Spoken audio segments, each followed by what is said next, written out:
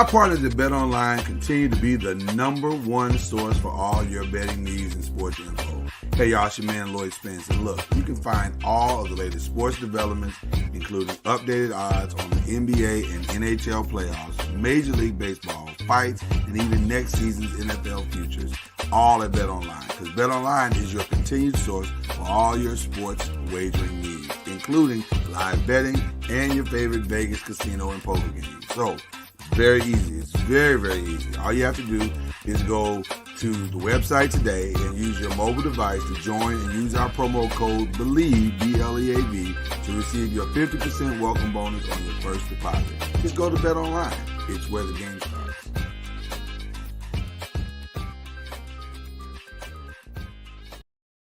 Popcorn World.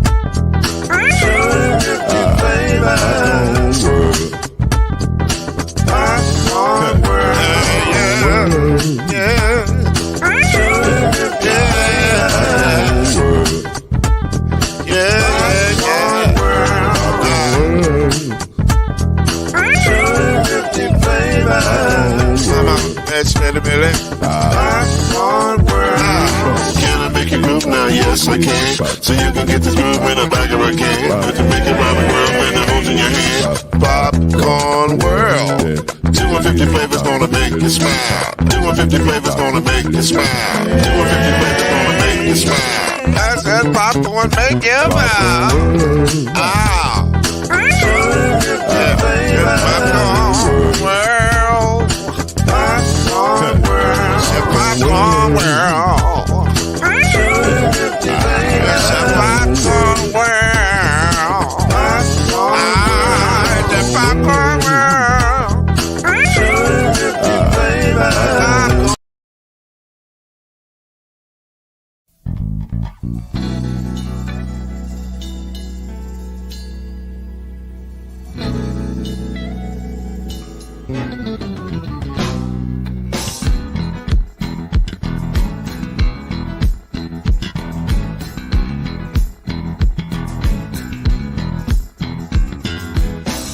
What's that saying?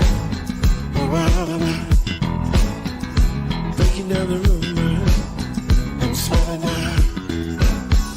Speaking for the people who must go around. Taking truth to power with the whisper and the shout. We're talking noise. Oh yeah, talking noise. Hey yeah, say it again, say it.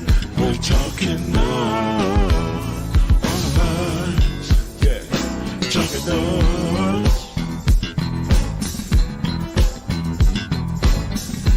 Really don't have to fool around.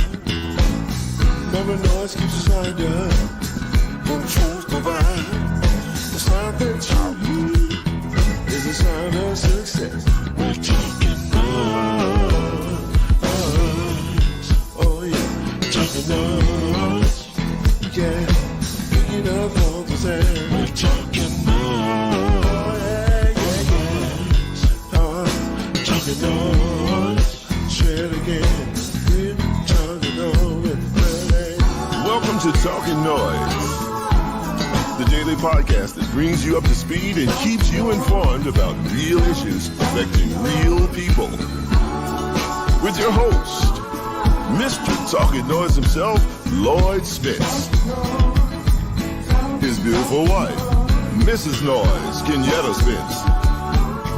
The ever-informed Brother Noise, Alan Brown.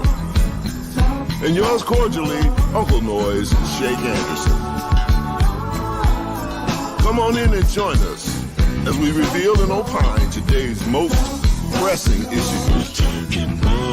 Real truth while having real fun. Talkin NOIZ is in your house right now. So sit back and enjoy Talkin NOIZ.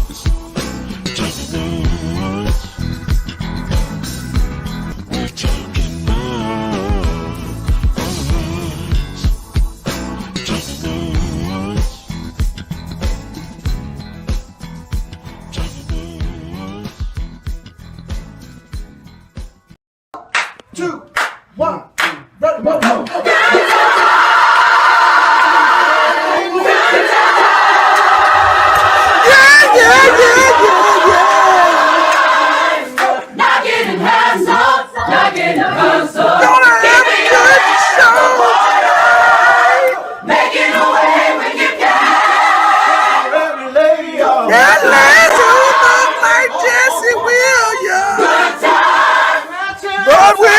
Oh, Jesse, what's my name? Ain't we lucky we got on? Don't bring your kids around, Jesse.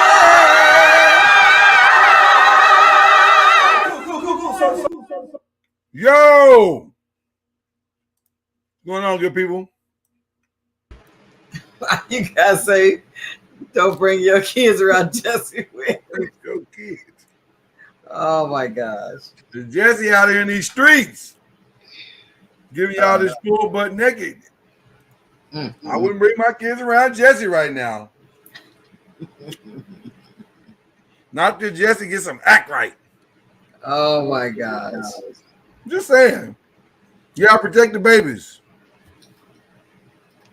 You know what I'm I saying? didn't need to hear about what he did. I'm All I know is that somebody caught Jesse somewhere butt naked on the stage or something, butt naked somewhere. He was out butt naked.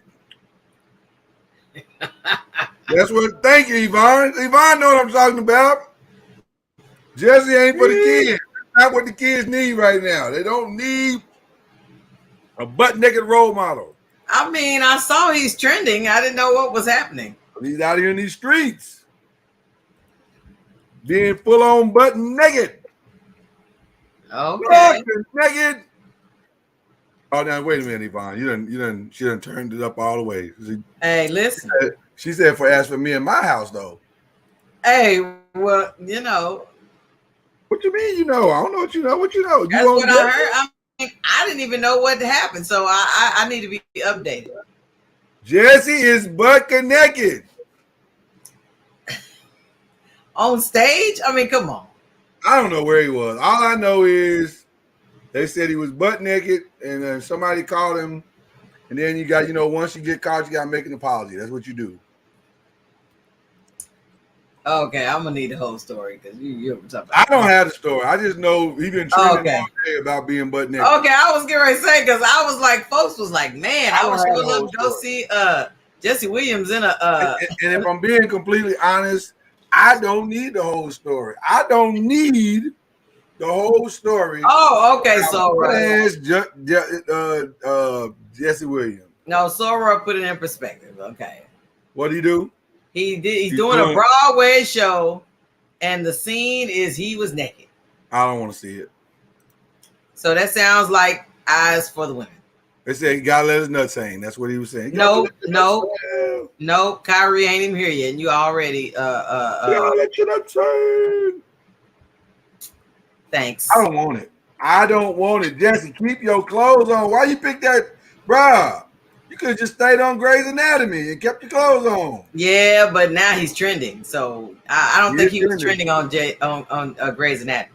That nigga's trending. I ain't gonna hold you. He out here in these streets. I want to say he got a Tony nomination.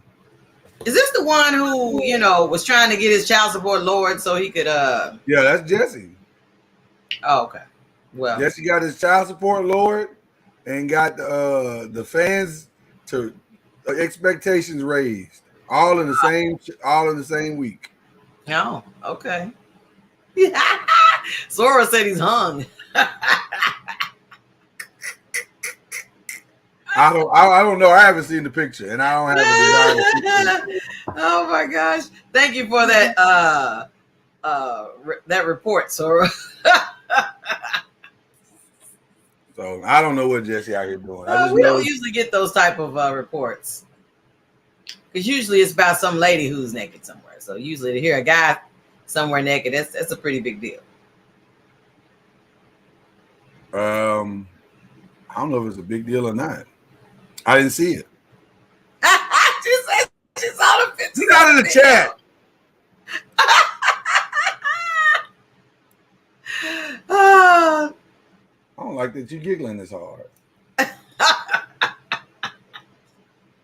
It just doesn't happen. That's all I'm saying. Usually it's the ladies who's somewhere, tail out, TOP, it's usually the ladies. So to hear the guys, it's a big deal. Oh Whatever. my gosh. Whatever. We got an interesting show for y'all tonight. In that Talk That Tuesday, we're gonna get to the topic here in just a little bit. But first, I gotta check on Mama Noise. I gotta open up the service. I was trying to wait. Some of the church members is late today. They just late. Not late church members. Yeah, they just late. I don't know where everybody at. They coming in. No. Okay, look at this. Look at this. Al B driving, causing a traffic jam. Trying to get to church on time. Oh my God. Are you in traffic? What are you in? What's the situation you're in? You muted. You muted. You can't even hear you. I am in traffic and I am running late for church. I mean, church. You know what's funny? I see the traffic behind you. I see somebody behind you. Yeah. Supposed to be in a 7:30 officers meeting. I'm about 11 minutes from church. You ain't gonna make that. Oh you ain't gonna make gosh. that 7:30, bro. He popped on the screen like. No, you ain't gonna make that 7:30. Mama Noise, I'm with Tim Hinkle. Have you seen the pictures? You just ain't telling me. No. No, I'm just tripping off the soror that said he's a very big deal. Well, whatever. Oh my God. Whatever. That's all right, because you know what else happened? The WNBA stars are on the Sports Illustrated swimsuit issue. So we even. What's your point? I mean, we even. Are we? I hadn't even seen the picture. Oh, yes, we're even. Oh, okay. I didn't know we was doing tit for tat. Okay. You went over here laughing and giggling, a key. Okay. He's hung. He's this. I heard you. I heard all what you said. That's what she said. I didn't see. But you was giggling like you was co-signing. So whatever. We out here too. No. That is definitely because you guys had Sierra on here doing right, left cheek when she had nothing but a bottle of liquor on her head and nobody paid attention to the liquor. First of all, that was for Uncorked Wine. That's a different show. That's a different show. So don't compare those two. No, it didn't matter. It's still on screen. But Mama Knows, I think it's left cheek, right cheek, left cheek, right cheek. No, I didn't keep up with Morse code because I could care less. Yeah. She was just doing Morse code. That's all that was. She was selling alcohol. That's what that was. Selling alcohol. Right. It was about alcohol. At least our person had a goal. None of y'all seen the bottle of alcohol. We did see it after the sixth time. We saw the alcohol. We saw it. We eventually as many saw times as we seen it, I forgot it was an alcohol ad. What? See, that's what I'm talking about. So somebody just go ahead and tell me the name of the alcohol, please. 20 and 1. That's the name of it? It was 10 and 1. Look, you don't even know for sure. It was 10 and 1. That's the name of it. You said 20 and 1 and 10 and 1. It's a rum. It's a rum. Bottoms up, dry rum. Bottoms up. Whatever. You know, we may have to put Yvonne on a timeout because we done got her stirred up. You leave my soror alone. We're going to have to put her in a timeout. I see where this is going. She is like, yes, Lord. She can't even focus. She can't even focus right now. She's off focus. Does she need to be off focus to see a bunch of chicks on the front of Sports Illustrated? You ain't talking about it. She still, the cap say Jesse. You ain't reading it. I did read it. She said, who ain't seen swimsuit issue? Big deal. Get out of the chat. Well, let's see what we walked in today. Hey, Ron, how you doing, buddy? Hey, everybody's up. We good, man. I'm over here dealing with my ratchet wife today. Oh, Lord. Wow, I'm ratchet? You over here talking about another man's schlong. No, I didn't. I said I hadn't seen it. All right. But you co-signing Yvonne's experience. But I'm seeing that you over talking about, yes, I have seen the Sports Illustrated models on the front page. I ain't seen that, and I don't care to. Well, that's different. What is it? They got clothes on. They got on bathing suits. That is called a bathing suit? That ain't nothing but dental floss. Your guy is butt ass naked. Theirs is nothing but dental floss. That's not really. Yes, I am a hater. As I should be as a man. Not out here in these streets wanting to see schlongs. This might, and you're right, this might be the reason why black men and women can't get along. That's why they can't get along. All the things you type there may be true. But you're doing good, Ron. A little rough day today, but other than that, it's good. Man, why am I guys having a rough day today? I don't understand this. Oh, not feeling good today. Not feeling good. Oh, okay. Well, hopefully this show will brighten your spirits and lift your I gotta be honest, I didn't think that went all the way through when I started it. Brighten your spirits. Like in my heart, I felt, encouragement, but the words was like, nah, we good. Nope. That's right. The Sports Illustrated swimsuit WNBA is helping out right now. There you go. See? Unbelievable. Why you making that? Why you doing that with the fingers? I don't like what's that about? He's saying it ain't all that. It all depends on which ones they choose. Because I'm not trying to look at Brittany Griner in a swimsuit. No, she's not. Well, she can't do it nowhere. She's still locked up. He locked up. No, I'm just saying it all depends on which ones they choose. They chose pretty well. I gotta be honest. They got some pretty good ones. Yeah, they chose pretty well. I'm not gonna hold you. I ain't mad at none of the ones they got on her. So yeah, they did all right. They did all right. I don't want to see that trash. Why does it gotta be trash? Why it gotta be all that? Can you sell a magazine without it? That's all I want to know. Probably not. I haven't bought a WNBA swimsuit magazine in a long time, but I ain't bought a magazine in a while either. You wouldn't call Michelangelo in the Sistine Chapel trash, would you? Mm-hmm. And that's what Sports Illustrated is supposed to be? It's equivalent. It's art. No, art. It is art. Okay, let's just ask Cuz. Let's let Cuz be the tiebreaker. Cuz, which would you rather see? No, that's not giving him. Which would you rather see? The WNBA women on the cover of the Sports Illustrated magazine or Jesse Williams Sloan? That's not a good comparison. That's what we're talking about. No. Al said it was art. Who is Jesse Williams? Jesse Williams from Grey's Anatomy. He don't know. He gonna have to look it up. Besides, that's not the point. Al said Sistine Chapel because of some chicks is on the front of a magazine, half naked in dental floss. So I'm sure. Have you ever seen the Sistine Chapel? Mama Noy, the 5 ladies that have the WNBA, none of them have on. All of them are fully bathing suits. They bathing suited up. Yeah, these are actual true. They're not. They're in one-piece swimsuits. One of them is in a one-piece. The other ones have full covered bikini outfits on. They got more on than Jesse got on. Artwork. Is this something I can look up? Absolutely. Well, then that's the case. Jesse's is art too because it's on Broadway. Is Jesse pretty or something? Well, Yvonne seems to think so. I think he's like light skinned with gray eyes. Yvonne has come in and co-signed that apparently he's hung or whatever. He's taking a shower on Broadway. Jesse's a guy. Yeah, Jesse's a guy. I thought Jesse was a girl. I'm sorry. We're sorry too. Well, yeah. If you thought Jesse was a girl and she was hung, we had different questions. Well, when we said hung, I realized something was wrong. The whole thing just went off the rails.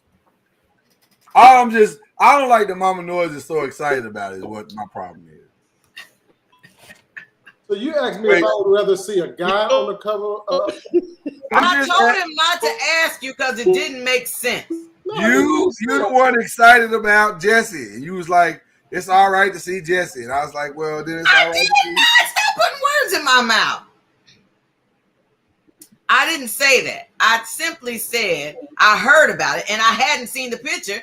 And then Sora in the chat went ahead and gave us visuals from her comments.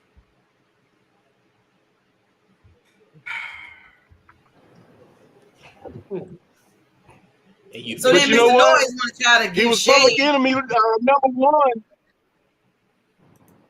He was public enemy number one a few weeks ago when he left his old wife for the new girl, and now he's slinging his thing. He's to be admired. He's trying to make some money to pay that child support. So what we learned is all you gotta do is really just pull your dick out and you'll be good. Women will forgive you.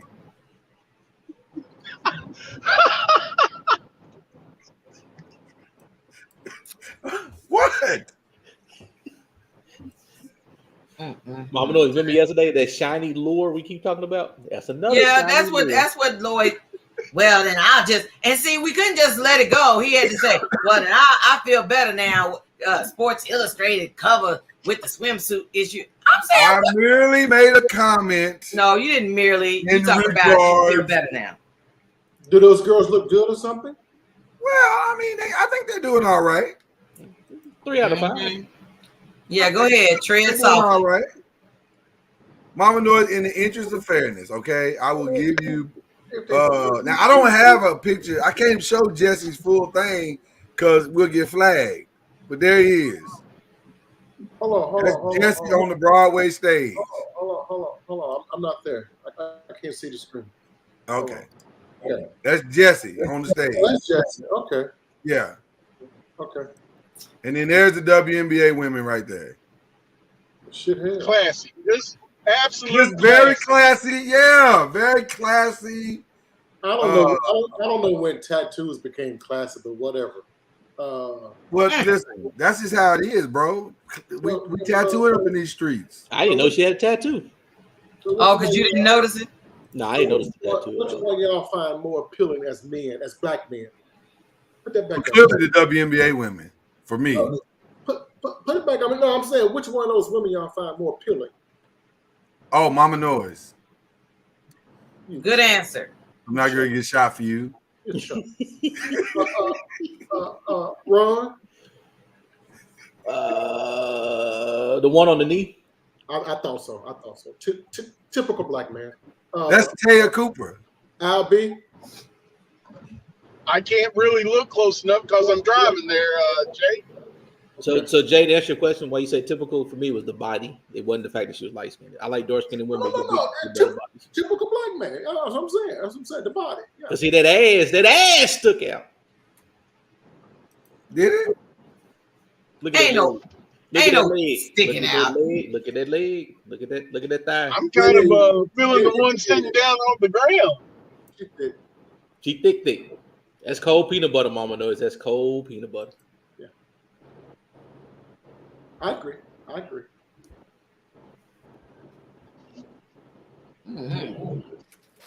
Well, listen. What the world? Why is Yvonne calling me sensitive? Just because I don't want to see Jesse's penis? I don't want to see Jesse's penis. If that makes me sensitive, then so be it. Don't want to see Jesse Sloan. Don't want to see Jesse Sloan. Which one is T. Cooper? Oh, look, now the fellas are chiming in. Tia Cooper is nice. I think she's the one with the red hair, with the red hair. I think Tia's the one with that's on her knee. No, this one sitting down is T. Cooper. I think Tia Cooper the one sitting down. Are y'all sure? I thought Lloyd, you don't know. I don't know. Then why y'all say y'all think it's her? I think Tia. The one sitting down is D.D. Richards. The one sitting down is D.D. Richards. Yeah, Tia is on the knee. Yeah, Tia is the one on because the other tall, dark-skinned chick is. I watch WNBA. Y'all don't be watching. Well, clearly the men in the chat are all chiming in. Yeah, Tia Cooper is the one with the tats. Yeah. Well, the one sitting down. Yeah. You seem very happy. What was wrong with the one standing up? She too dark for y'all? Wow. Go back there one more again. See, now we got colorism going. There is absolutely no such thing as too dark. Sure ain't, dude. There's no such thing as too dark. I got my eyes on y'all. I don't particularly like the figure. Boy, black men. See, she's straight up and straight down. See, that is a beautiful black sister, and she can't get no love because of black men like Cuz. I didn't say she wasn't beautiful. I didn't say that. Oh, she'll get all kind of love from us. Don't worry about that. I just said which one would And Mama Noise, they want the light skinned, green eyed bandit Jesse. Put it up again, Lloyd. I'm at the stop. Okay, here we go. Let me do that real quick while you at the stop. There you go. Oh, Wahite is Sue Bird and Brianna Stewart. They look like twins. Who They cares? look like They do look like they could be. All They three look of like them they are could be beautiful sisters. sisters. All three of them are beautiful. The sisters are beautiful. You are correct. That's all.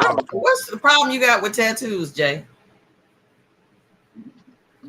He's old. I don't know if I have a problem with tattoos, Mama Noise. I don't think I do. But I prefer for a small tattoo. I don't want it to cover your whole thigh. That's too much. That's too much. Well, he's old. That's what we talking about. I mean, that one guy that's in the NBA right now, that's a damn good player. I think he was on the Jazz team. So, the one that had his whole family on his arm, all his kids on his arm. His whole arm was done up. White or black? Shit, that's half the NBA now. I was going to say, Oh, you talking about Jordan Clarkson? I don't know what I'm talking about. But anyway, Light skinned brother? Light skinned brother, yeah. It's Jordan Clarkson. Got the whole family on there. Like, He love his family, Jay. He want his family with him everywhere he go. He couldn't, and you're not allowed to wear like pendants and medallions and shit. So you gotta do something else. You have to realize as a young person, you ain't gonna always be 20, 30 years old. Eventually, you're gonna be 40, 50, 60 years old. And that which you thought that was so cool in your 20s and 30s, you shouldn't be suffering from that shit in your 60s. Yeah, but if everybody's suffering from the same thing, is it a problem? Because they got a whole generation of folks with tattoos now. Oh my gosh! Well, and you also have a whole generation that's trying to remove their old tattoos because they say, "What the fuck was I thinking?" I don't know if that's true. Oh yeah, it's like January the 6th. It's a revolution.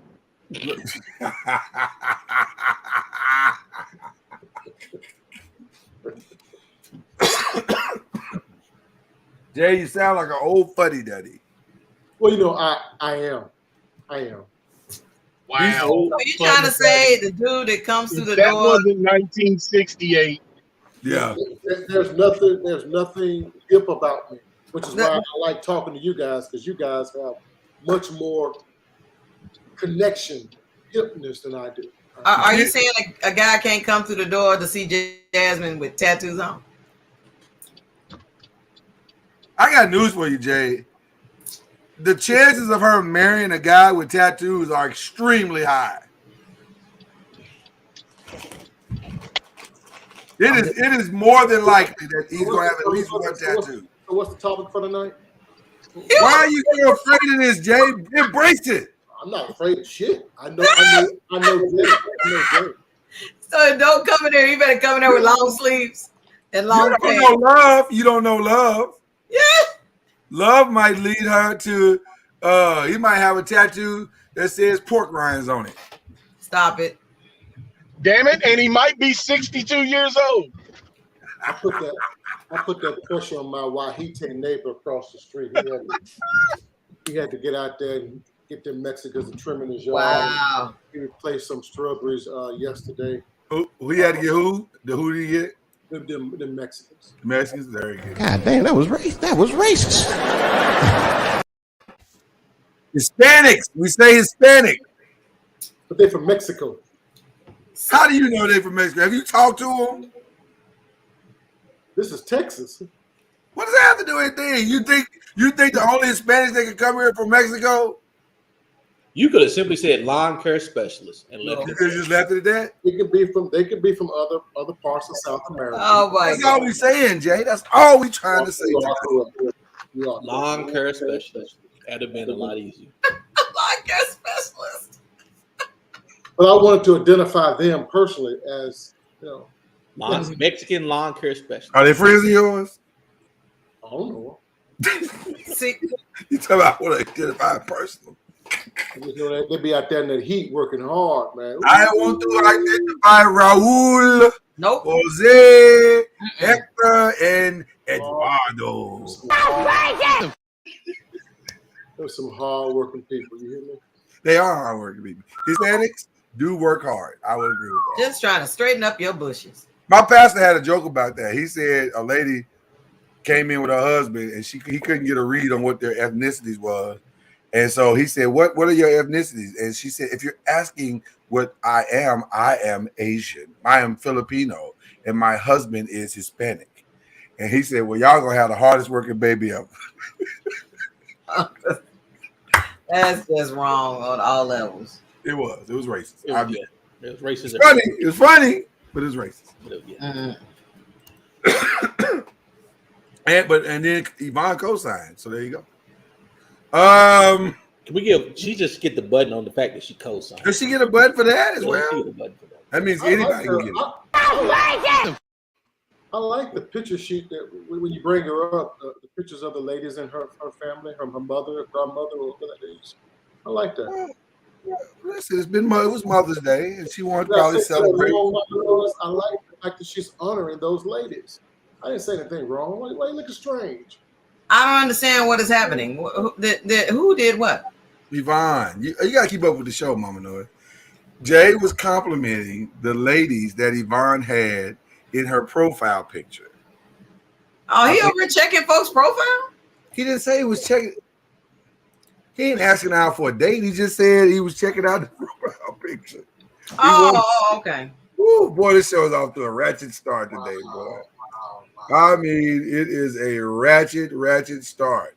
What happened to Al B? Did he fall in one of those potholes in Louisville? Al B got called to another church meeting.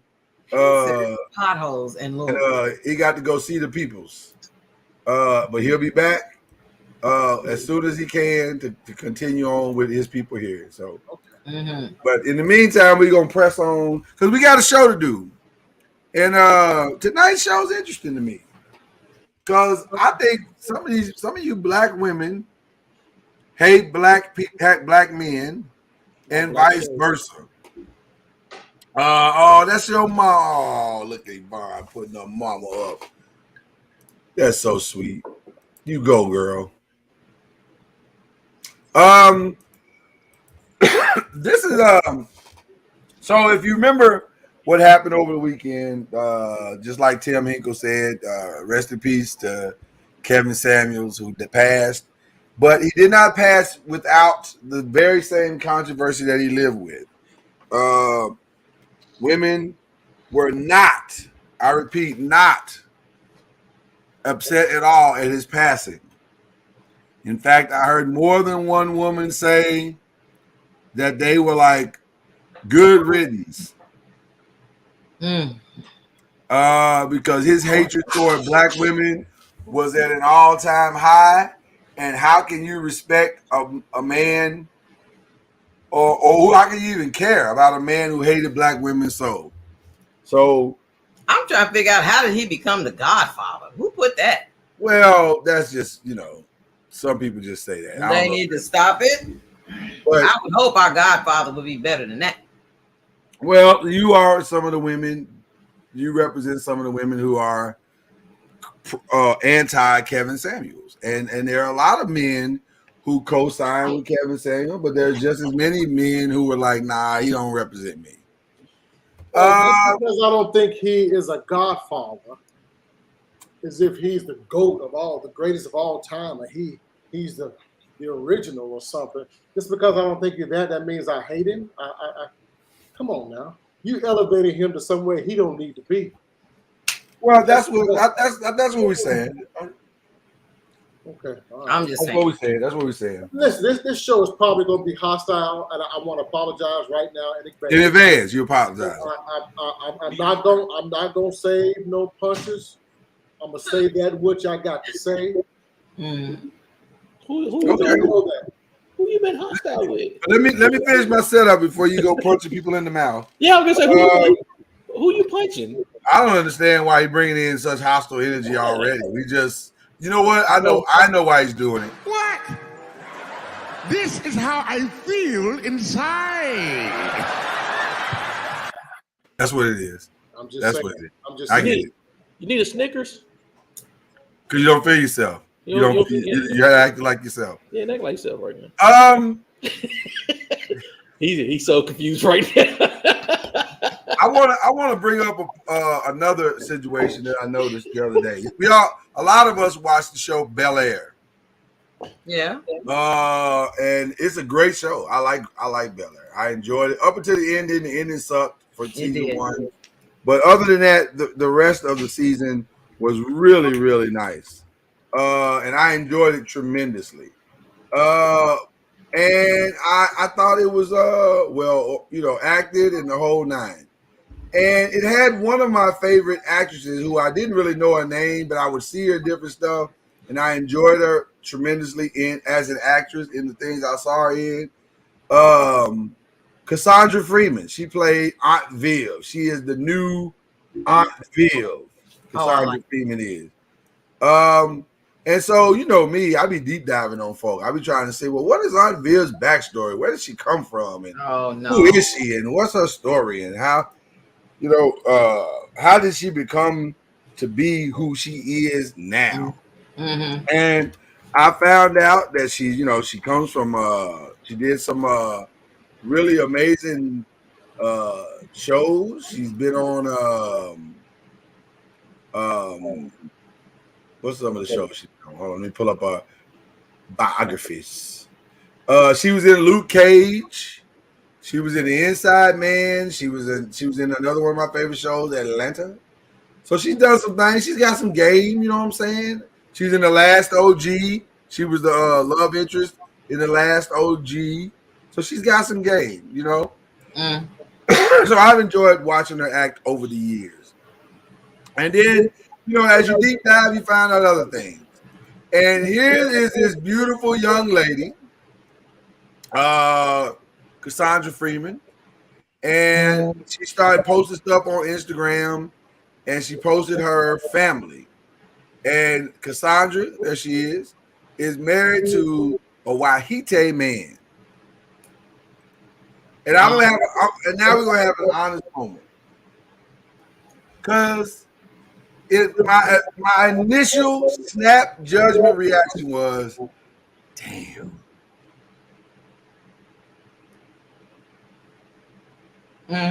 Because you'd like to see a brother win an opportunity at somebody that looked like that. You know what I'm saying? You'd be like, bro, get out here in these streets, shoot your shot. But apparently the brothers effed it up, and she ended up with a white man. Now, listen, I've deep dived enough to see that she is truly in love with her husband. I believe she may go the distance. There you go. I did another deep dive on another actress that I like, the actress that stars in the new Power. Ghost. Is it Power Ghost? No, I'm sorry, Raising Cane. I'm getting them. There's so many of them. I be getting them confused.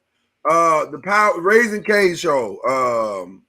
Power Raising Cane, and she is the star.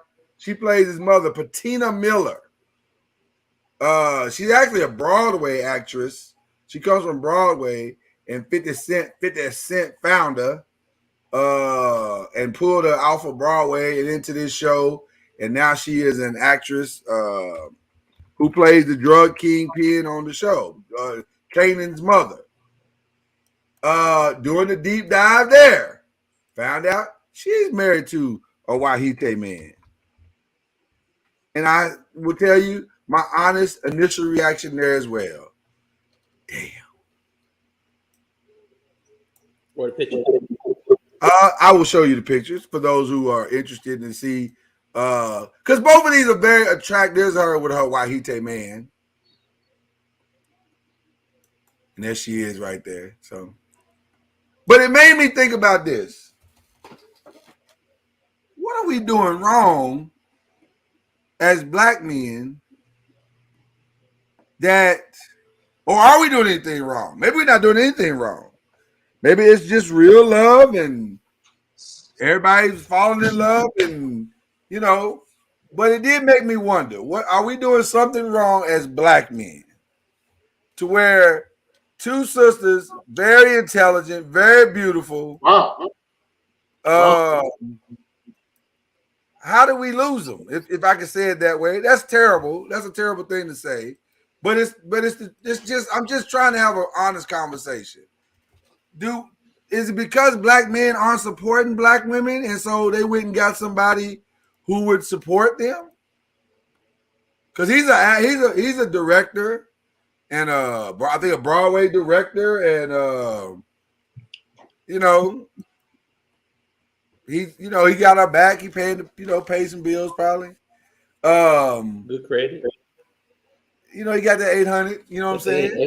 800.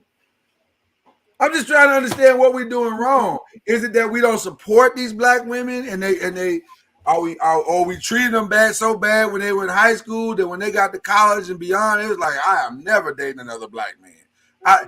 No guarantee nobody did anything wrong. It's always opportunity. I don't know. Could be opportunity. Could be where she happened to be.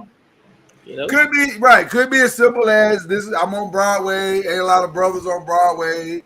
I fell in love with a white man, and if I found love in a white man, yeah. So I don't know. I'm just trying to understand. And so we got one side, we got Kevin Samuels, who is eviscerating black women and telling them that over 35, they'll never find a man. They fat and nasty, got 2 kids, they ain't gonna make it. And then he said some rough stuff now. And then on the other side, you got black women saying, I'm not going to keep effing around with you niggas. I'm ready to go and find me happiness in whatever race I can find it. So it brings us to our dual question. This is the first time we had a Talk That Tuesday where we combine the question. Have black men given up on black women, or have black women given up on black men? Or is it all of the above?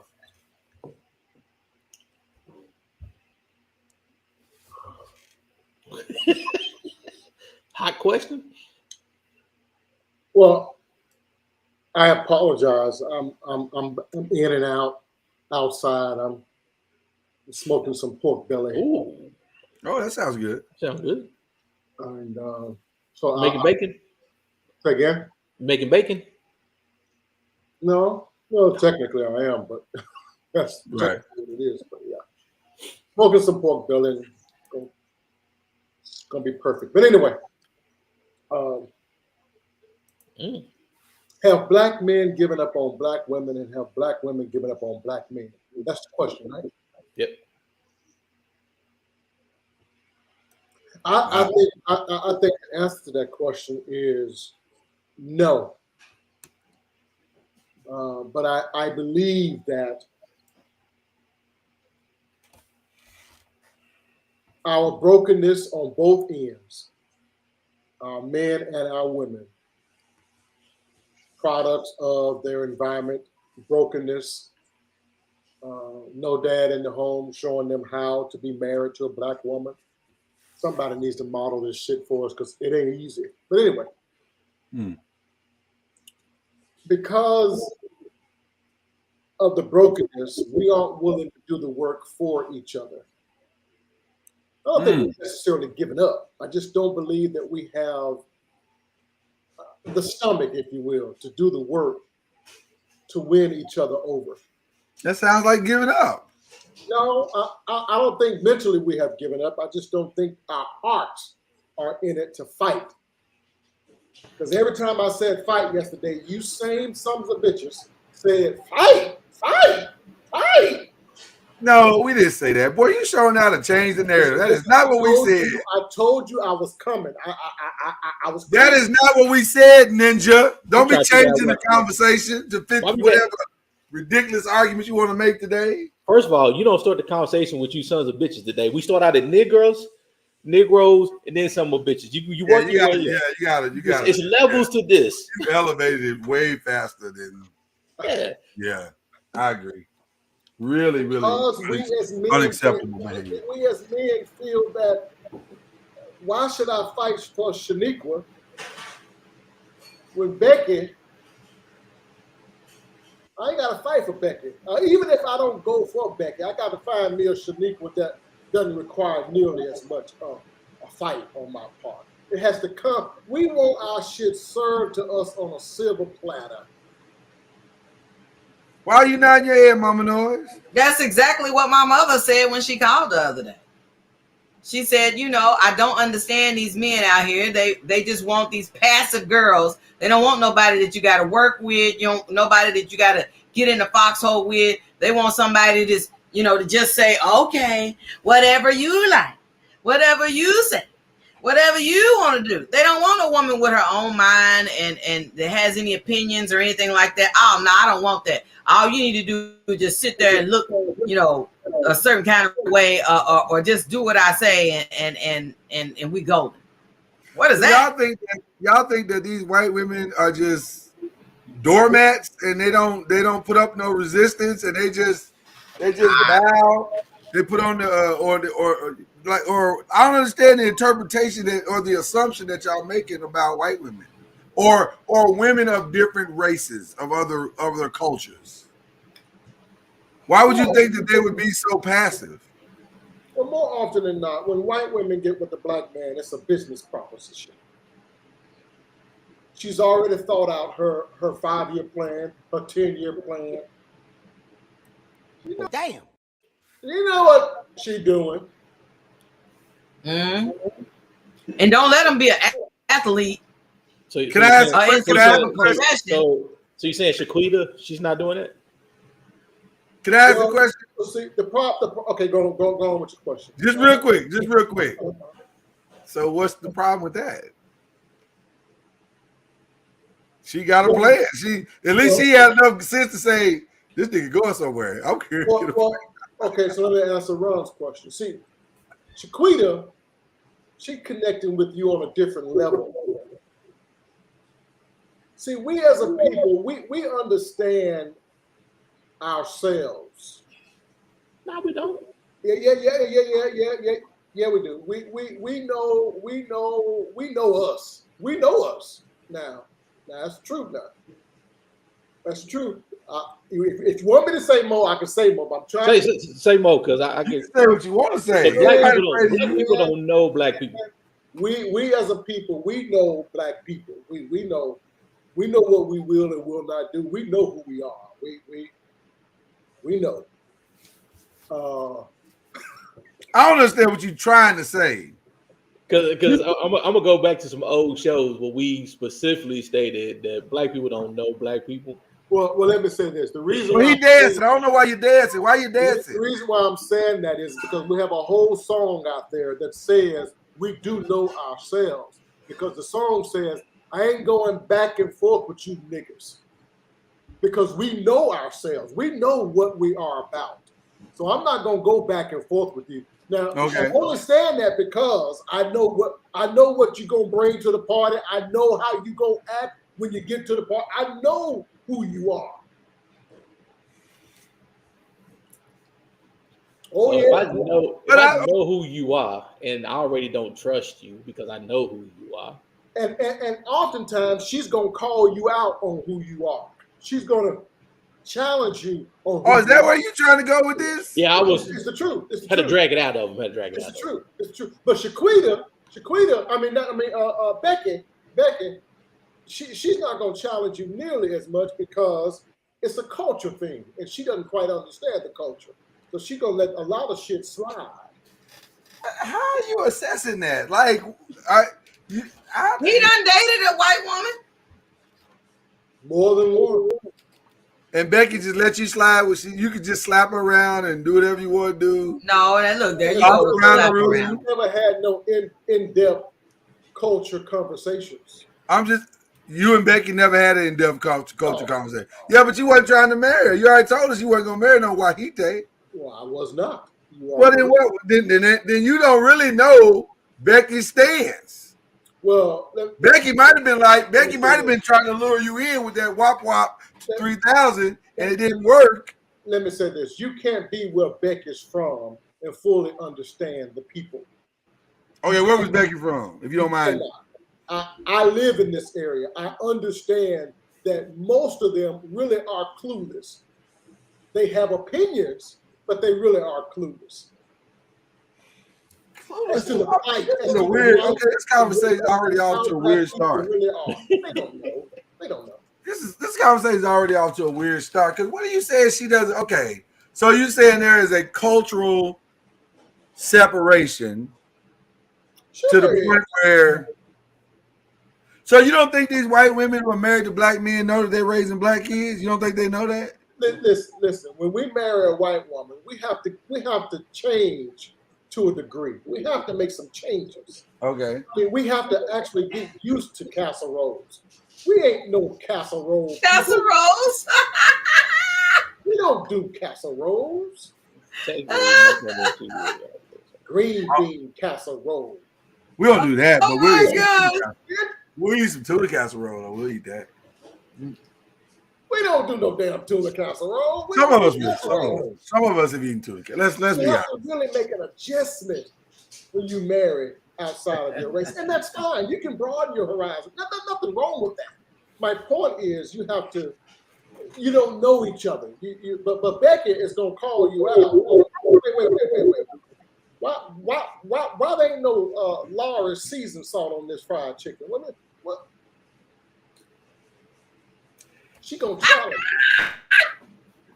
So you need so some you're more saying black pepper. You need some more black pepper in this macaroni and cheese. You ain't got no pepper in this macaroni and cheese. So you're saying in a nutshell, the fact that, and I hate to, because there's a Sequita out here somewhere that's pissed off right now, cussing all of us out, but that's okay. We apologize. We just using your damn name. That the main reason is black men are scared to be challenged by a black woman. Just to keep it simple. That's what it sounds like to me. What is the black male's biggest complaint about black women? Thinking that all of us is feminists. And their mouth. They are afraid of the mouth. They're afraid. So, okay, they're afraid of the black woman's mouth. So you're saying that black men today want women to be barefoot and pregnant and shut the hell up. That's basically what you're saying. Say that again now. So are we saying that today black men want their black women barefoot, pregnant, and shut the hell up? They don't want them pregnant. You can believe that. Because now we're talking about we want the 1950s, 1920s, 1930s, 1940s, 1950s, 1960 relationships is what we're saying black men want now. Too many of us see rejection and confrontation as a negative, and it's not necessarily a negative. Rejection is not a negative? No, it's not. Oh. It's because you got to know that's not a bad thing. That's in life, that's in relationships. Just because you get a no, you don't stop. But too many of us, we get a no and we say, hey man, let's put in more fish in the sea. Fuck her. So if this black sister who you are hold on. No. We got you. You ain't gotta apologize. Hush. Mama knows be all right. So you got this black woman who you are pursuing, and she has rejected you.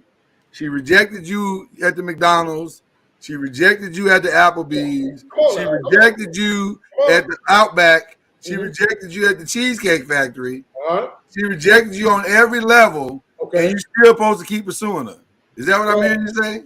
The question is, you ain't supposed to do nothing. Do you want her? That's the question. I'm saying he kept pursuing her, according to what you said. The problem is, too many of us don't know what we want, so we just go for what's easy. Well, now, which is it now? Is it no? You can't keep changing. You keep moving now. You keep moving the finish line. You keep moving the finish line now. You keep moving the finish line. Are we pursuing this one chick that she keeps rejecting us, or is it our own inadequacies where we don't know what we want? Which is it? That's the question. Do you want? I just said the man who took her to 5 different places and she rejected him every time. She put him in the friend zone. Mr. Ron yesterday said nigga, what you actually trying to do is catch a charge. You are trying to catch a charge. No, we all know how to pursue a woman without being overbearing, offensive, and come off as some kind of pervert. We all know how to pursue a woman. If a chick tells you that she doesn't want to be bothered with you more than once, she tells you on the third time. At some point, as a man, as a person, as an individual, you got to decide for yourself. You know what? She does not want me. There you go. So now I have to go find me somebody who wants me. No man, no female, no dog, no nothing is going to pursue somebody to the end of time who don't want them. There are a whole lot of men, Mr. Nighttime Noise. There are a whole lot of men out there that have pursued women to the end of the earth and got what they wanted in that woman. Who? Plenty of us have pursued women. Now, see, the problem is most men don't tell it because, you know, we got that ego thing going. So we ain't going to tell how hard we chase that woman, how long we chase that woman. But the reality is most of us chase the woman that we want. Most men. At some point, rejection from somebody who keeps rejecting you is going to make your ass stop pursuing them. The question is, do you want to date up or do you want to date down? I mean, you can always get ass. Ass is not a problem. But it's not always about getting ass. If a girl doesn't want you, and Mama Noise, you're the female on the panel. If she don't want you, she don't want you. At some point, she's going to say, "Nigga, leave me the f alone and take your black ass somewhere else." I don't disagree with that, but I'm talking about short of that. Most of what happens in the initial stages are barriers that are being thrown up. I asked my wife out on a date when we were in PLDC in the United States Army. Anybody that's on here that served in the Army, you know what PLDC is. It's a leadership school. And I asked her out on a date, and she told me nope. And I thought to myself, because, it hurt. I was like, damn, fuck her. But guess what I did? I asked her one more again, and guess what she said? Yep. Nope. And by the time PLDC ended, I had my little bags and getting ready to go back to my permanent unit. And here she come waving her number. Corporal Joyner, here's my number. What'd you say? I don't want your little funky number now. My point is, those were barriers that she was throwing up. She didn't have a clue. She didn't have a clue. And just like the woman don't have a clue at the age of 18 to 20. You can convince a lot more women. We don't have a clue at 18 to 20. You can convince a lot more women to love you than what you think. I'm serious about that. Because Twitter said that it took Urkel 8 years to get Laura. And if I sound like a simp, technically he didn't get Laura. Stefan got Laura. If I sound like a simp, it's because I don't know what a simp is. You can't throw these goddamn terms out on me. You know what you're talking about. But because again, like if somebody doesn't want you and they tell you they don't want you, I agree, Ron. I agree. You cannot expect a man to keep pursuing that person. I agree, but that's the extreme. I don't want you, nigga. I don't ever want to see you. But oftentimes that's not how it happens. Would you have given that same energy to Becky though? If you really wanted Becky? Whomever I wanted, I would have fought for. Okay. So with that being said, because you said it's whoever you want, you would have fought for. Okay. So with that being said, is it a thing where I'll ask it this way. I was going to go a different route, but I'll ask it this way. Who makes the journey to be caught easier? Black men, black women, or white women, or Hispanic women, which Asian women, whichever one you want to throw in there. Who makes the journey easier to get caught? Because maybe that's part of the problem. Like you just said, and I'm not saying you're wrong, cuz I'm just trying to understand and listen. Because you said black men don't have no determination to keep going and fight for it and keep asking, and if you get rejected, it's okay because rejection all right. Well, Becky didn't reject me. Becky was like, "Oh my God, you're so nice," and I Leroy, I see your potential, and I just think we should go out and hang out and just see where this thing takes us. See, Becky wants to see where this thing takes us. Shaquita's like, "No, simple ass mump. You ain't got no money, you ain't got no car, you ain't got this, and blah blah blah blah blah." See, I don't think it's a culture thing though, Lloyd. To be honest, well, I'm asking the question. I'm asking cuz and you and Mama Noise. For me, I don't think it's a culture thing. It's the individuals. The individual is going to make it either hard or easy, depending on what that individual wants. It's still an individual decision. Mama Noise, you agree with that? Okay.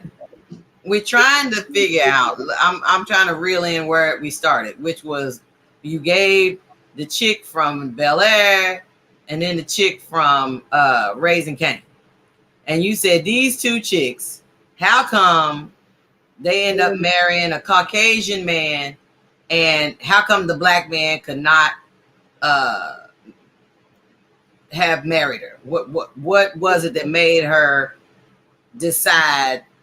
Because I would love to ask them, were they ever pursued by a quote unquote good black man? Well, I'm gonna tell you, I remember when we had Soror on Women Wednesday, and she said that a particular Soror, and she said, when I was in my 20s, black men weren't checking for me. I'm creative, pursuing film, doing all this work, and she said brothers was not checking. But then when her husband is Hispanic, he was checking for her. And so she was like, okay, so there's nothing wrong with me, because sometimes as a black woman, you're thinking, okay, what's wrong with me that my, men in my own culture aren't checking for me? So you like, okay, matter of fact, there was a couple of men on this platform, not on this platform, that was in the chat one day, and they were saying the same thing, that they were saying that black men that were saying the black girls weren't checking for them. And so they're going through school and they're like, man, I'm looking to see who's available, who's out there, and no black women were checking for them. So then that's why is that the ignorance of youth that makes you not check for somebody you should be checking for? Because maybe when you're younger and you don't understand the depth of the journey, you check for the wrong thing. So you just you say, oh, she's a nerd. She in the artistic stuff, and and so then you don't realize that same girl who was always in the drama class is going to end up on Broadway one day. But see, why do we got to wait till? Okay, then maybe there's something wrong somewhere. Because why do you got to wait till she becomes something that you go, oh snap? So you didn't see her when she was, in the midst of everyone else. You didn't see her as the diamond in the rough. You saw her as, oh, that's old, funky, old, sticky, old, whatever, old girl. And then when you see that she's doing something with her life, then it's like, oh, like that one really, really unattractive guy that plays NBA that y'all was like, what's his name? Moo or Bobo or whatever his name was. Okay, so you like, wasn't nobody checking for him when he was in high school? Probably within the culture, nobody was checking for him in high school, in college or whatever. But then when he went to the NBA, it's like, how you doing? Okay, well, he like, look, y'all wasn't checking for me then. Now you want to try to come find a brother. Well, I think that's part of the. Well, he's also a simp too, so he's an easy target. A simp. Please clarify because. Hold on, let me get the definition for you. Yes, Jeff. It seemed like simple. Ain't that simple? Short for simple? Yeah. But don't let me say it. You go ahead and get your definition. I'm gonna get you the definition so you'll understand. Mm. Because it's one of it's not, you know, it's a complicated definition. It's a noun. There you go. Simp is when a male is overly submissive to a female and gains nothing from it. So overly submissive that other guys cringe and feel ashamed when they see him.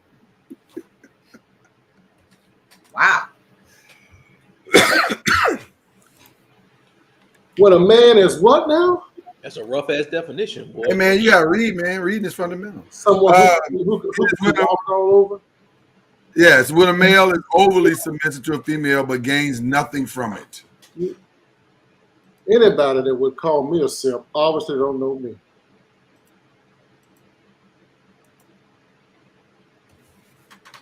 Okay. So you saying that a simp, that's the reason why? Is that why we brought that into the conversation? I mean, fighting for someone that you want, that you find to be attractive and you want in your life, for whatever reason you want her, that doesn't make you a simp. Now, thank you, Don. now you can be a man and still fight for a woman. But I guess does my manhood say I got to grab my balls and say fuck that hoe? Is that manhood? Well, I think that's an aggressive take on it in your part. I think whatever. I think what people are saying is, what Ron said, at what point do you stop fighting for somebody and be like, obviously, okay, there has to be a point to stop fighting. Obviously, there has to be a point to stop fighting. The problem is we don't have no fight. Stop worrying about when do we stop fighting. We don't have no fight for our women. That's my point. I guess I'm struggling with. You're not fighting for. You're pursuing. Well, goddamn, Ron. Don't be technical now. That's all the same thing. No, because I take fight as a whole different animal. Well, If I'm just trying, I'm gonna keep pursuing you. I'm gonna keep pursuing your ass until you tell me yeah. Okay. But I mean, like you said, there's a limit. Everybody has a limit. Yeah. You're saying don't have your limit as one time. It's basically what you're saying. So the first time she tells you no, you're saying pursue her again. Maybe she'll change her mind. Pursue her again. Maybe she'll change her mind. Keep doing it till she changes her mind. Well, it depends on how bad you really feel that she is the one. But if you hear no, if somebody tells you no enough times, you're gonna believe that no. And it's how they say that no. It depends on how many times. I mean, right. So what I'm saying is, it's not black men are not pursuing black women. Black men are making a conscious decision at some point that at so many no's, I gotta let your ass go. I'm wondering if we understand on either side how or maybe I should say it this way. I think maybe our inability on either side to have a clear understanding of how relationships are healthily built is what's making this all so complicated. Like we don't get it. For some reason, TV has convinced us that a relationship should be easy, that there should be no challenges on any side. Now, I'm gonna say something, and it's probably not gonna be popular preaching, and some people may even be offended, but this is just my truth, and I'm gonna live it. Stop offending people. I don't really like relationships of interracial nature if it's for sport. What? For sport or profit? Either one, sport or profit. I'm not a fan. If you're just getting with somebody because you're curious to see what the black man is like, or Becky looks better on my arm, or all that other foolishness, whatever janky, condescending reason that you put together in your little warped mind of thinking, I'm not a fan of that. But if y'all truly found each other on some real, then I'm down. Hey, rock out. Knock yourself out. Because guess what? Whether you date a black man to a black woman, a black man to a white woman to a black man, a black woman to a white man, it don't matter. You got to fight in your relationship to make it work. Yes, sir. It does not matter. It does not matter. Marriages work no matter what you're doing. And guess what? All y'all that think y'all done caught a break on the interracial side, y'all gonna fight doubly hard. Because America ain't there yet. Still. America ain't never be there. Right, America may never be there. So y'all gonna fight doubly hard. Still. And you're gonna have your kids out here fighting. Still. So I don't think there's an easy path to any of it. But what I don't want to see is black men abandoning the opportunity to marry a good black sister because you've allowed society to penetrate your thinking on some false black woman shit. That's what makes me angry. That was my biggest hatred toward maybe hatred toward Kevin Samuels is that, bro, you spreading shit that ain't even true. That's not true of black women. There's some really good black women out there that have a few kids and got caught in a situation and they just need a good black man to come along and love her and the kids. Mm-hmm. I agree. Yeah, there's nothing. We've allowed. Well, let me ask this question. Yes. Oh, I'm about to step in it now. Yeah, your answer is yes before you ask it. I'm about to step in it now. Kyrie. Did the music contribute to this? It's a possibility. In the movies? Movies, the culture, movies, music, and entertainment, like media. Because I heard some guys say on here one time in the chat saying something to the effect of, I don't want a boss bee and or they said it on YouTube when we were talking about that Cam Newton thing at the time. I don't want a boss bee. I don't want a woman to do this, and that. Okay, you put us all in the same category. So if you meet a woman that says, she's got her own this and her own that, it doesn't mean that she's finna be no boss bee. And you done listen to too many City Girl songs. Ain't that one drop we had where the in the church where the Bluetooth went through and JT or whatever from City Girls about real game, or whatever. That's not real. But then you go ahead and put us all in that same category. And maybe the chocolate sisters that married these white men was like, okay, at least he don't already put me in the she broken, she broke, she ratchet, she this, she that. You just like, man, give a sister a chance, an opportunity. Don't go ahead and put me in the category of all this stuff you done heard or seen or whatever. Meet the person and find out who the person is before you come to that conclusion. I like Tara's truth here, and I'm gonna read it because I think it's important to this conversation. She said, I have seen, and hello Tara, it's good to see you. I have seen black men put in work with others that they won't put in with us. What in my skin tone intimidates you to shoot your shot with me? And why are my nose offensive and I'm stuck up, but Becky's are understood? The last part of that question, I don't understand. Because if you are interested in this guy and you think he has something that you might be interested in, or that something that you might want to slowly pursue, why would you hit him with the no from the jump?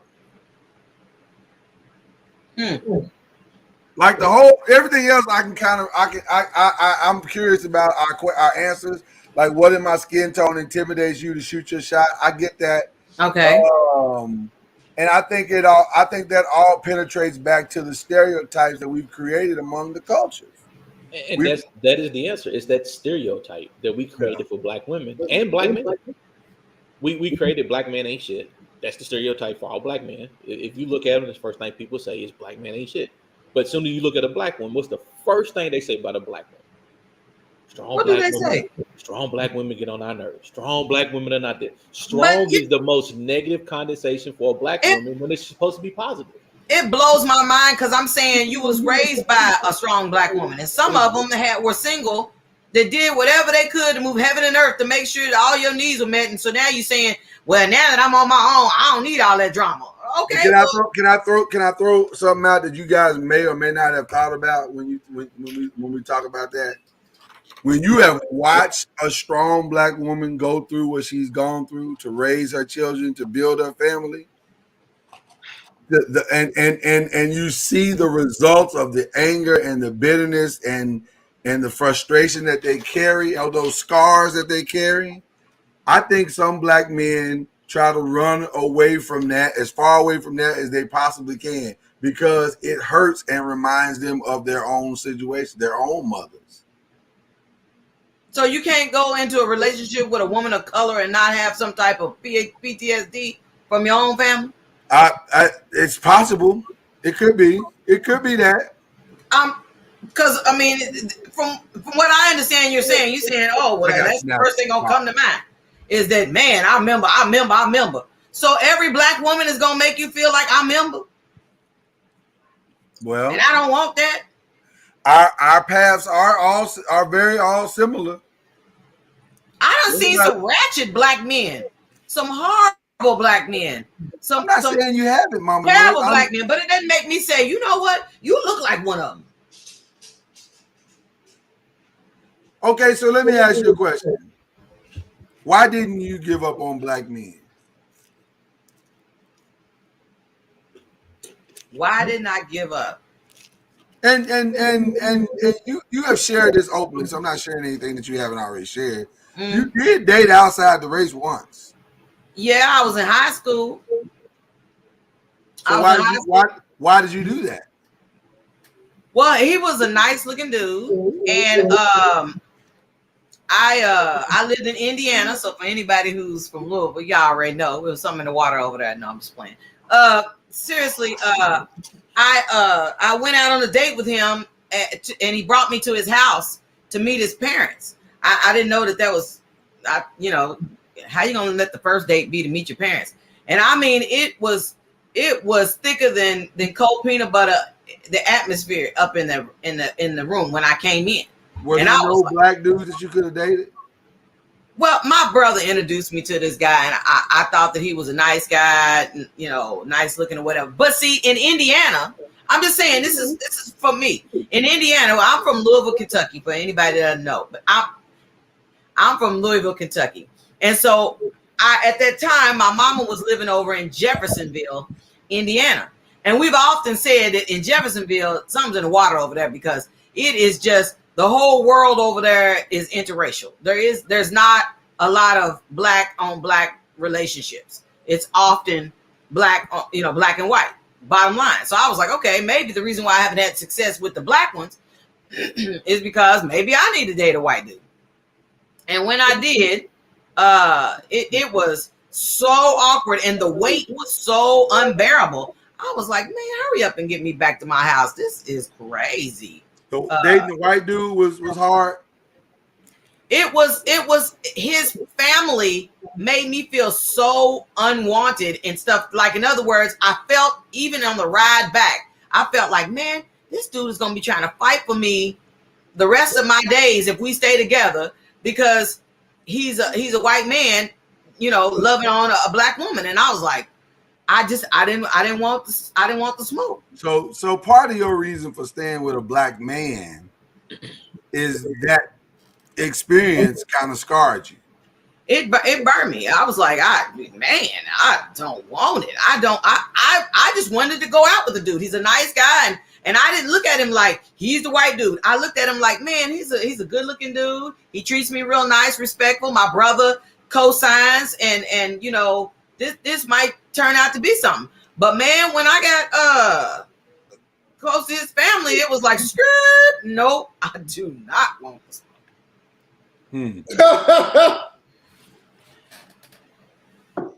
Chad said just that you didn't want to listen to Barry Manilow. I apologize. That's what I was laughing at. I apologize. No, the guys that were friends of my brothers, they was listening to the same thing we were. So there wasn't no Barry Manilow. They kept Barry in the background. They just didn't play it around you. He would have eventually got back to Barry Manilow. If his parents are listening to it, he listened to it. Yeah, he was just going through a phase. You think I was just a phase? No, I'm saying he was going through a phase music-wise. He would have got back to Barry Manilow. What? Well, okay, so what made y'all come back to black women? Or did y'all ever leave black women? Boy, did you see that picture you put up earlier? I did see the picture. That's why we came back to black. Are you talking to them? Oh, okay, because I'm sitting there going, I'm talking to them, yeah. That's your voice right there. Thicker than cold peanut butter. Okay.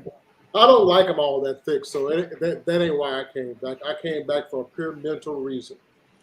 I consider myself to be a good black man, and I was determined to find me a good black woman. We was going to raise good black kids. oh, okay. That was my mentality.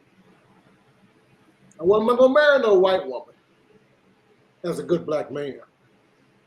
My goodness needs to be given to a good black woman. My goodness. My goodness. Today. I believe that now. That might sound some kind of way to some of y'all. I don't give a damn. I'm telling you the whole truth. I know I'm a good man, and therefore I was going to find me a good black woman. Period. This is a very interesting Philosophy. take you're taking on this. The time that I was faced with it, The time that you were faced with what, dear? dating a white woman. Oh, okay. I didn't really find any negatives. There are no negatives in dating a white woman. There ain't no negatives. Like there were really no negatives. Like No. the only what broke the relationship down was when I went to the mall. She wanted to go to the mall in a black neighborhood. I can't do it. It all fell apart that day. I couldn't stand the eyes. I never really thought about it because on that level until that day. Maybe I'm not supposed to be with a white woman. Or was it just the pressure? It was all of it, Ron. It was all of it. It was peer pressure. It was the peer pressure of eyes and knowing that if I were to be with this woman permanently, this would be my life. I agree with you. We would go places, and I would have to fight off the stairs, and I would have to, and you ain't sorry, nigga. And we would have to fight off the stairs, and we would have to, we would just have, it would just be a bad experience, and I didn't want that for my life. I wanted to be a black man and live black the rest of my days. And so I just said I'm gonna just be black. You still would have been white. Well, I knew that at a very early age. No matter how many overseas trips I made in the ARMY, I dip my pee to wherever it allows me to be dipped. When in Rome, do the Romans. When in Asia, do the Asians. But I knew when I got back home, I was going to marry me a black woman. There was no other option in my mind. Well. Well, you know, too many of us don't have that mentality. We don't have that ride. We don't have that I'm gonna find me a good black woman mentality. But I guess the question that I'm asking is, do we need that mentality? No. Well, Tim said I need prayer. Well, that too.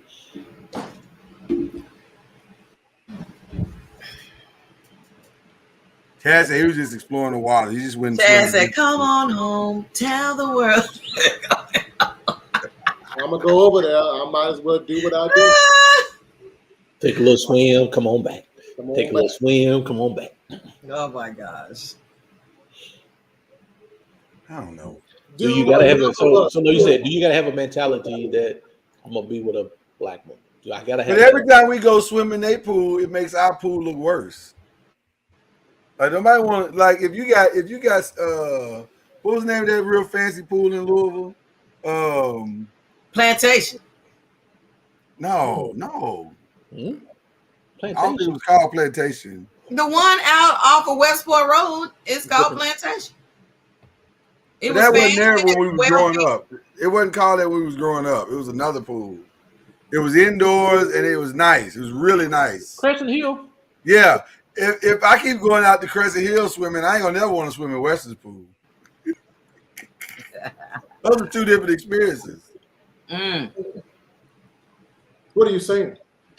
I think for some black men, they go over to the other side, and there might not be as much trauma with Becky. She may not have the same issues that Shaniqua got, and the burning and the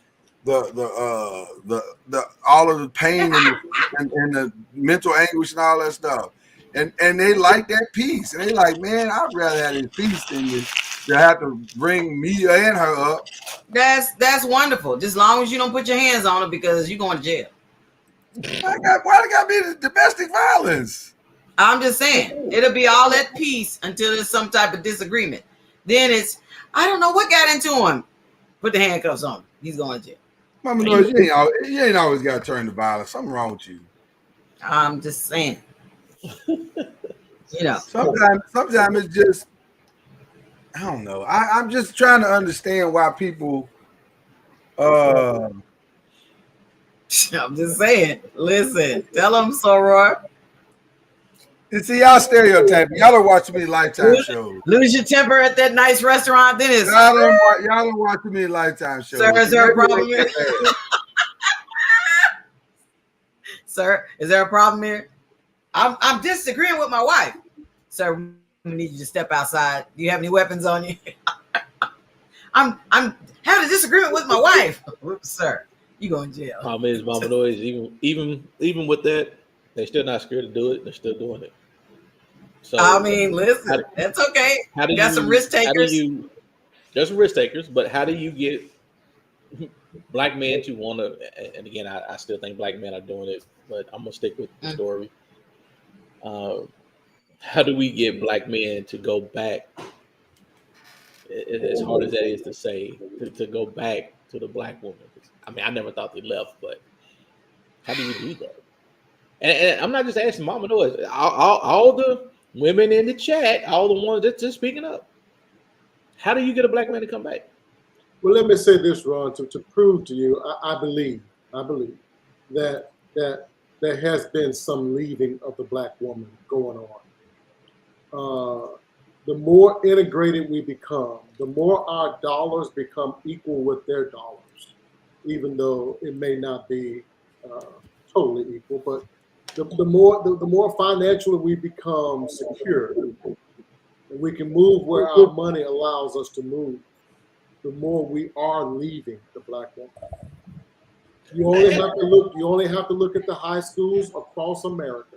It goes both ways too. You interview black girls, and they will tell you who them black boys are looking for. They're not looking for the black girls. But I think everybody. Yeah, same thing with the black girls who are in suburban schools that don't have a lot of black dudes in there. I mean, they're moving out as well. We're starting to spread ourselves out. So you're dating what you're around and what you constantly see. Yeah, but black girls are in the school, and they're still being looked. He's still looking at Becky. Yeah, right. They're overlooking the black girl. I mean, there's 300 Beckys and one Shaquana. It doesn't matter. Well, if it was only two black girls up in there, it doesn't matter. You still overlooking black girls for a white girl. But here's my thing. It's we always say this. Wow. Guys are visual. That's your statement, right? Guys are visual. Mm-hmm. What if she's not visually stimulating to him compared to Becky? Yvonne said, shoot, go back to us black women, boy, by desegregation and gentrification, take care of that. Black men don't want us no more. Is that the truth that we facing? That black men don't want black women no more? Listen, they get a little change. Why do I have to stand for it? Like Jay said, I got a house I can afford. Black women. Look at the marriage rate. Black men are not wearing more white women than marrying black women. We need to look at them rates. Say what now? Black men are not marrying more white women than they're marrying black women. The rates don't show it. The numbers don't show it. Black men are still marrying more black women than they are marrying white women. I think you're correct in saying that. So that's black men still want black women. No, you're saying that it's changing, and it's changing fast. It is changing, Rob. Y'all made Tim Hinkle come in the building. He What's up, left man? what he was doing, brought his crispy beard up into the scene, and was like, And the red cup. He just and he brought a red cup. He brought a red cup. Listen, welcome, Tim. I'm gonna go and leave the screen before we have to cuss each other out. No.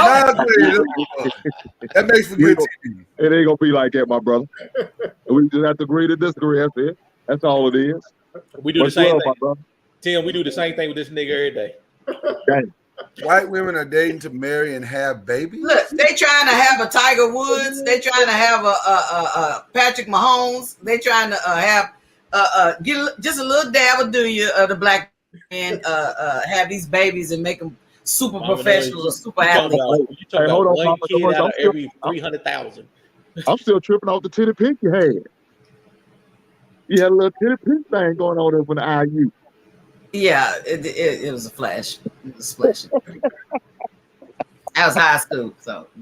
I know that's right. Hey, we all test the waters, I'm sure. Lord, you ever tested the waters? You ever tested the titty pink waters? Oh, he was there confessing. I mean, I went and swam in Crescent Hill, but I came back to Western. I remember Crescent Hill. you had one. Brother Ron, you had one too? Spent many nights in Crescent Hill. Damn. Is that where they went to find the titty pinks over Crescent Hill? Well, I'm just saying that That's just the name we're gonna use right now. That's the name we're using right now. Yeah, again, it wasn't so much for me though. It wasn't a relate. I never looked at the relatability. I never looked because we were so young. I was so young when I did it. I never did it as an adult. Like when I got out of college, I never even thought about doing it. But by then I had already made my decision. Like I had gone through my experiences and I was like, yeah, that ain't gonna work. I'm gonna have to marry somebody that look like me. It's nothing personal. But I'm gonna have to go the route of It's absolutely personal. I mean, think about it. We're talking about this is when we were kids. This is the young kid days. This is your teen years. I mean, that's what I mean. That's when that's happened. That's back when you were young. I mean, when they got older, nah. I mean, hell, back when we was young, we didn't give a damn. It could have been purple. Shit, it didn't matter. We was kids. We was kids. It's kid mentality. I think we all tried and went over a little bit for a little while. Just made a visit, I guess we're gonna call it. We visited over. Yeah.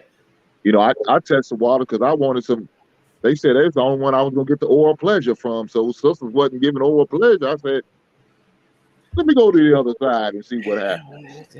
That's actually true. For our generation, that's actually true. Because we was listening to Def Jam and they said, girls will do. It's like, who are these girls? I ain't never met no black girl that would do it. That's true, Mama Noise. Well, true. I'm not sure which sisters y'all was rocking with. It took sisters a while to get there. Sisters didn't rush to that thought process. They was like, and don't get it twisted. Like bros wasn't down for the cause. I also agree.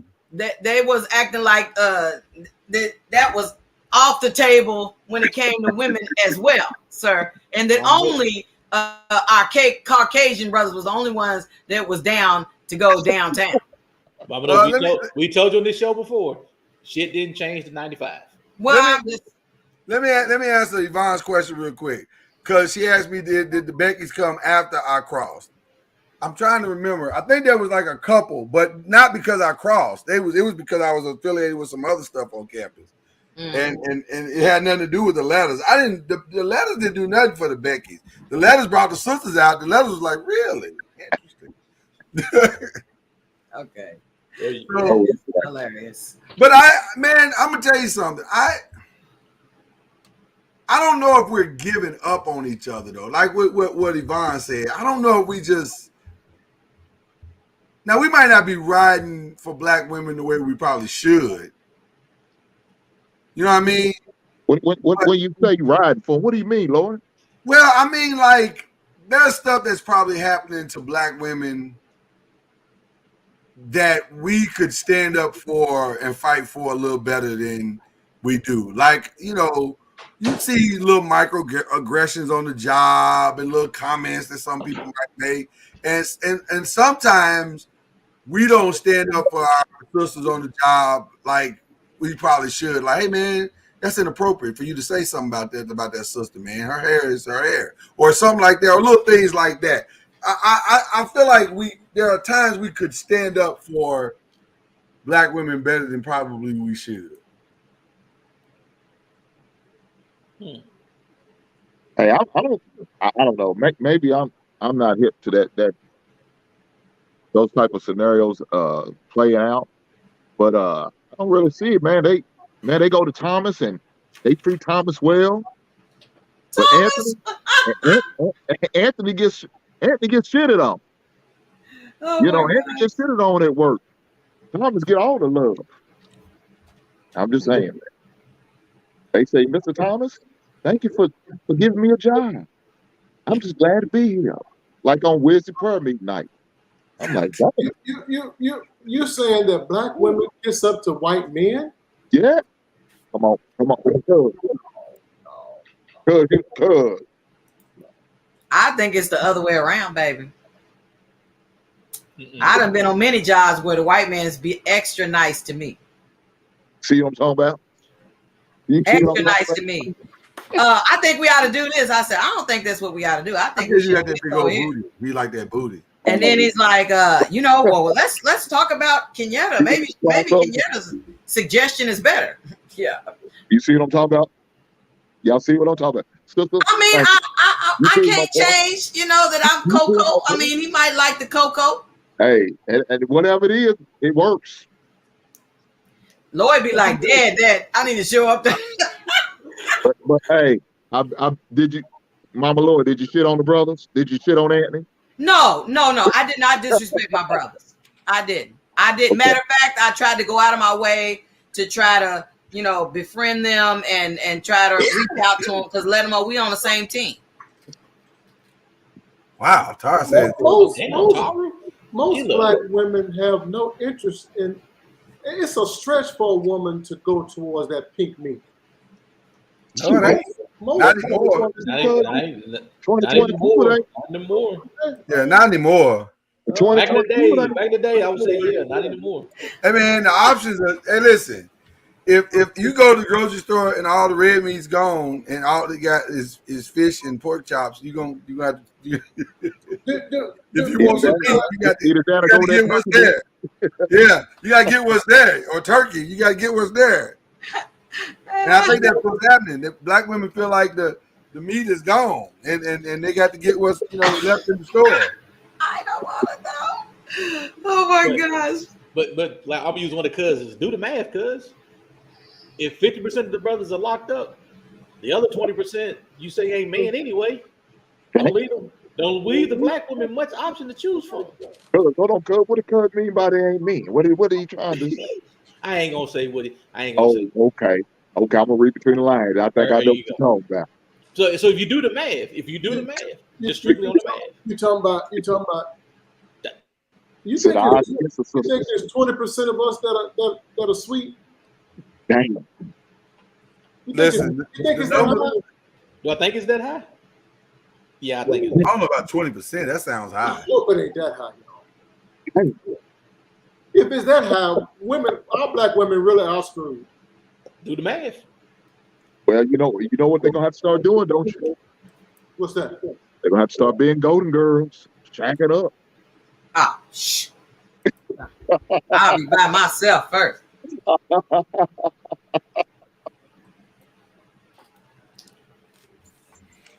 It's 2022, baby. The pickings are slim, man. The pickings are slim. It's all fair. 2022. Well, I'm gonna say this because there might be some truth to what Ron is saying because the numbers are shifting dramatically because they're either going to white men or Hispanic men or no men. So something is happening. Something is happening. Like there are more gender fluid folk now than there ever have been in the history of time. Folk like I'll just get whatever I can get. Would they be willing on sharing? I'm taking 2 days a week. You taking mother 2? Yeah. And give them mother 3 of them days himself. It's starting to feel like dating is like a lot like going to the old Value City. You just kind of match up your clothes the best way you can. Trying to pick through the irregular stuff and find what you can find. It's all bad, but you got to wear something. So you just grab whatever you can grab out the bin. Hey, shout out to Value City. That's where I got my first Easter suit. I'm just saying, Value City, you can find some deals in there if you take your time. But or for those who don't know Value City, we're talking about Ross or what's another one? Another one that it got a lot of that? Marshalls. We got them. TJ Maxx. TJ Maxx, yeah. Yeah, that's it. You try to put the best fit you can. One shoe on one side of the store and the other shoe on the other side of the store. Your ass gonna find it though. Okay, according to blackcensus.org, 2019, 76% of black people categorize themselves as heterosexual. 76%? 76%. Wow. 3% classified themselves as lesbian. 3% classified themselves as gay men. 7% classified themselves as bisexual. Nah, add them numbers up. They all ain't no bisexual. Idiot. Oh, you're not. 76% say heterosexual. That still leaves 24%. So you got 24% that's either 3% say they are, 7% say they are, and the other 13% are confused. So you said at this point, you're saying 13% are saying they'll either rock with a man, woman, or both. Oh, well, they need to be on the sugar side. You had another 4% that had a other sexual orientation. Oh, that's the binary. What is it called? That's animals and shit. So my 20% was so still that's 17%. That's 17%. Oh wow! So they in the animals. They in the beast system.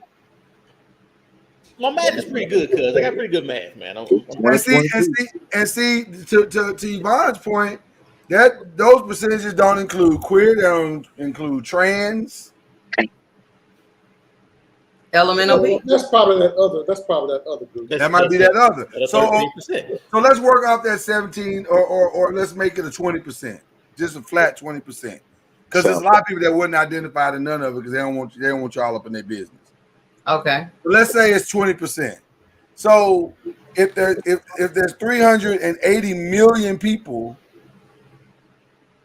in the United States, it's a lot of people. So these were just black people. Okay. Then let's go with how many black people would we say there are in the United States? And keep in mind that only 3% of males said that they were gay. Some said that they were, some like Tim said, some said that they were bisexual. So how many black people would we say there are in the United States? 200 million. Oh, ain't that high? No. More like 20 million. Yeah, it's less than 200. Hold on one second. 38.9 mil. I think it says according to 2010 census was 38.9 mil. Now, and that's 38.9 mil that have actually filled out a census. Right. So it may be more. So we can go on. They can still count your ass even though you don't fill it out. They can still count you. So just to be, I'm trying to make the argument work. So let's say it's on the high side is 50, right? Okay, so 1% of 50 is what? 50 million is what? 500,000? Yeah. Okay, so 3% of that would be 1.5 million. So 1.5 million men are saying, I'm losing the booty. I'm out here in these streets, sugared up. I know it's offensive. I know it's offensive. I apologize. That's a lot. We're trying to bring humor to this conversation. That's a lot of men.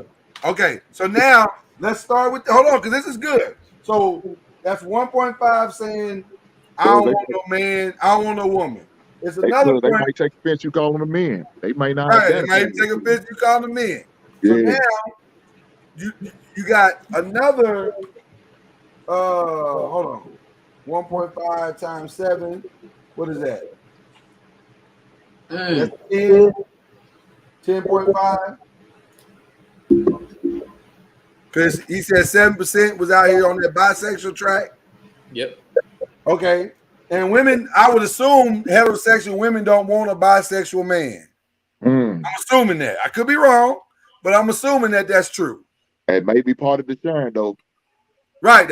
That's part of the sharing. So now we're already at 11 million out of the 50 million that don't want just a pure woman. I'm sorry, just a pure man, heterosexual man. Right, thank you, Vaughn. Vaughn said no to F, we don't. So she confirmed that for us. I just needed somebody to confirm it. That's all.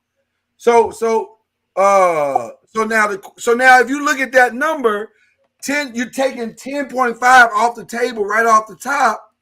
So that leaves you with what, 40 million? And then let's take how many of those are actually married right now.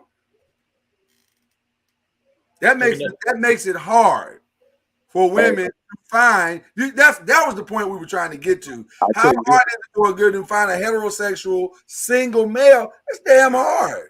The odds are good for the heterosexual man. I tell you that. Right. You got options. Because the last time I looked, and this was a few years back, but I thought I saw a number that was somewhere in the neighborhood of pure heterosexual male to pure heterosexual woman. It was like 12 to 1 or something like that. And I'm just talking about black women. We're not talking about all the other options. Right. So single women are out here like The Bachelor. Trying to get a rose at the end of the night. It's hard because you got to do, because what do you have to do to get that rose as a single black woman in 2022? You better work. You better put that work in. Hey, Mama knows some of your sorors might have to take some of your sisters out at the knees to get a good man. Yvonne, let it go. Let it go. She's been on Jesse all day. Goodness gracious. I'm just saying. Go ahead. That's why I was saying I don't think black men gave up on black women. I don't think black women gave up on black men. I think the numbers have changed. You think the black men that gave up on women? The numbers. No, I just think the numbers have changed. I think. Well, some black men gave up on women. Yeah. You're right. The numbers have changed. The numbers are going in totally different directions, and the black man, the black man has moved out. The black woman is moving out, and the further out they're going, it's less and less of us that's there. And people are just getting used to what they're seeing, and they're dating in their environment. Unfortunately, I don't think they gave up. I mean, as long as you keep having black kids, and the marriage rate of black women to black men is a lot higher than all the other races. So there's no way we gave up. Are we not going to pursue? I'm plugging back in. Are we going to pursue you for 10 to 15 years? No. It's just they're not going to do that. And Vaughn said the ratio in some cities is 25 to 1. So can you imagine you a single black woman and you trying to find a good black man and you already down 24 points in the game? 25 to 1? That's hard. And what about the brothers that are grading on the curve? You listen, but listen, we laughing, but ain't no lie being told right there. Because there's some brothers that they got these weird standards, and she got to do this, and she got to do that, and man.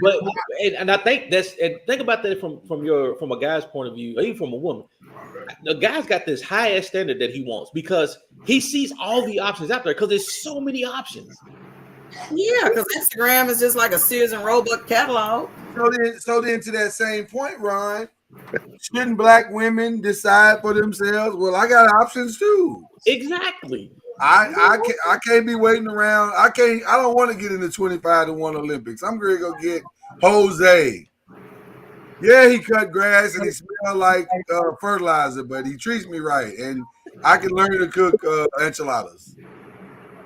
So you've been in Texas too long. You ought to be ashamed of yourself. I know. I should listen. That was so bad. I had to give myself the button. That was terrible. God damn, that was racist. But it wasn't wrong though. You got to decide. Man, I hate to say it. Oh man, I would love to see. I want to see my black people get together and build healthy black families. I want to see that. I just think it's going to be hard because these numbers keep changing so dramatically. Well, what are we building? Are we building all of the young men that are coming up? Are we? We're not guiding them. We're not giving them wisdom. What is happening? And that's what a lot of it is, Mama Noise. A lot of them are not guided. A lot of them are not getting wisdom. They're learning from the streets. The streets are teaching these kids. The streets, the athletes, the celebrities and stuff. Man, you ain't gotta have keep on dealing with Juanita. You can go over and get Isabel. Because the first thing that will help black women tremendously is stop having the brothers go to jail. You cut down the prison population, shit, you'll put 10 to 15% of black males back in the population. All right, we can increase them numbers and change the lives. Cut down on the jail system. Yeah, but you know something though, man. I feel sorry for the young black men that are out here now because there's some lot of trash girls too now. You see these young girls, they fight, they want to fight, they won't fight the men. And what man want to deal with a woman that want to fight you? I don't want to have a physical altercation with a woman. It's not cool. Your ass is going right back to the place we're trying to get you out of. Yeah, well, yeah, and that's not cool. That's not cool. I want to go to something Tara said. Tara said Dallas dudes, it's a lot of single dudes here, but they full of themselves. And she said that's why I don't date brothers here. What makes them full of themselves though? Are they just confident? I don't know, but ain't no wrong with being you want a confident woman. I want a confident woman. That's what I want. I don't want no woman who's all looking all down and like a mammy. No, hell no. I want to hold her head up high and she knows she look good. Hey, I need Miss Smith to change her comment. You can't put. Damn. There is no little Ron rapper. So you need to take it off. It might be. I don't know. It might be. It's some little everything. I don't know. First of all, I don't envy any of my single friends at all. I don't envy them at all because I can only imagine how hard it is out here. It look hard. But wasn't it hard for us? It wasn't hard in the sense of what they dealing with. Like what we dealt with, and y'all correct me if I'm wrong, but what we dealt with was more trying to see what the fit was like. Like you dated and you were like, okay, there's some things I don't know if that's a good fit for me. So you had options and they were good options, but it was like some people fit with you better than others. So it was more of that. Now, man, it's like the trauma's at an all-time high. The I don't know what I am sexual thing is at an all-time high. It's like I had one of my single friends tell me he never had to pull out a chair for the girl. He didn't have to buy her dinner. He didn't have to, all he had to do was show up and have a halfway deeper conversation, and that was enough to get the draws. Shit, I know that's right. Netflix and chill, huh? That's all they don't even have, it don't even require effort anymore. Back in the day, we had to put effort in. Matter of fact, it was more likely that you probably wasn't getting the draws on that first one. Unless things fell into this perfect scenario, you wasn't getting the draws night one. That wasn't happening because you had to date that woman. You had to really put some work in. Spent 12 hours staying up all night on the phone. Yeah. You hang up first. You had to go through the process. Yeah, you sitting there listening to each other breathe and shit. Yeah. Now, thank you, Mark. Appreciate you, brother. That's the thing. Think about it. If you had a date now, and and all you had to do is send a picture on your cell phone, and that's your date. You can literally FaceTime with a date, and they consider that a date. Swipe right. Swipe right. Cause your ass back in the day had to go out in the neighborhood. You had to walk your neighborhood. You rode your bike places until you saw a girl, and you might pull up. You start talking. Your ass had to put in. You had to fight because you had to put in a fight to go meet this chick in the neighborhood. You had to go put in work. There's no putting in work no more. Cause while you were gone, we came up and figured it out that the number of sexually fluid people in our society, in Black America today, we landed on a number close to about 10 million out of the 50. So 1 out of 5. Wow. That's scary. So you already down 5, you already down 4 points if you're a woman in today's society. Well, Then couple for that those with of y'all the brothers. Go ahead. Yeah, you want to cut me off. All I did was take a deep breath. Now go ahead. Just She go been ahead. good. Mom knows. Go ahead. You've been. If I take a deep breath around my wife, she gonna talk. For all of you men that have sons, what are you teaching them? What you mean? What we teaching them? I mean, the very things that we're saying that you're saying you didn't have to do. Are you saying now you ain't got to do all that? All you got to do is have a great profile on the gram, on Twitter, and that should get you in. Taught my sons, you need a date, you need to open the doors. I taught them all the same things that I had to learn. Open your door for your woman. Hell, the most simplest thing is pump the damn gas when you get to the damn gas. My gosh, listen. When y'all sit down to dinner, you pay for dinner. If you ask her to go out, you pay for dinner. I mean, but is that considered simp? They call it simp today. For being a gentleman? They call it a simp to be a gentleman, but that's what you need to be. You need to be a gentleman, but it's a right way to do it and a wrong way to do it. You can't be a guy out here every time she want a Birkin bag and your dumb ass run out there and buy a Birkin bag. Hell, That's simp. Now that's simp energy right there. But if you're doing the basics, open the door, close the door, you pay for dinner. Nothing wrong with that. Dinner, you buy her stuff. That's a relationship type of thing. So simp the word simp replaced the word pussy whip. Yeah. Well, no. Not necessarily, because you gotta get it. You gotta get it to be pussy whipped. And you can be pussy whipped. Hold on, simps ain't getting no pussy. Yeah, that's what we saying. Simps are out here. They buying a Birkin, or they taking her to a 5-star, or they taking her on a trip around the world, over to the Maldives or whatever. And then they getting 2 different rooms, and so she out here tricking out this fool, and he ain't getting nothing in return. That's a simp. So simp replaced trick. Yeah, that's a simp. Okay. Simp ain't getting nothing in return. Nothing. Okay. Well, I had a nice trip. I appreciate you taking me on this 5-day vacation. Yeah, but I didn't even get a kiss. Well, I don't kiss on the first date. But we've been together for 5 days. What are you talking about? We done had 10 days. Well, 5 days. Twitter comment says, I told my son to find a woman who has both of her parents who are still married. Oh wow. Hey, I have no problem with that. None at all. You probably have a better luck at finding a person of. This gonna sound bad. Finding a person of better emotional stability, possibly. Mm-hmm. If the parents were married and they at least saw a healthy relationship. Ron, pump your gas. Folk come up to me at the gas station, will ask for my number. No, hell, offer to pump my gas, not pay for it. Just pump it, and I might share it. Then I saw you pumping your gas. I had to come over here, gets you nothing. Okay, Tar said.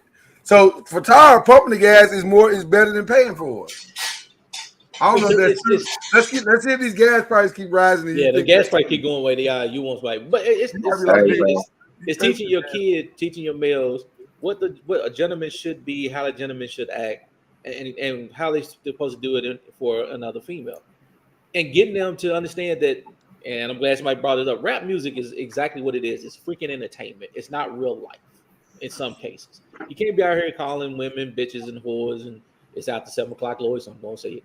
You can't be out there calling these women bitches and whores and all that, and think these women are going to respect you by doing that. You know, you got to know when to cut that shit off. Okay. That's true. Tara said to y'all, look for the one that stayed married. She said that means her daughter's cut off because she's divorced. I mean, you got to find the person that fits you, and that's the deal. And you're gonna go through, and as my no cousin is gonna kill me.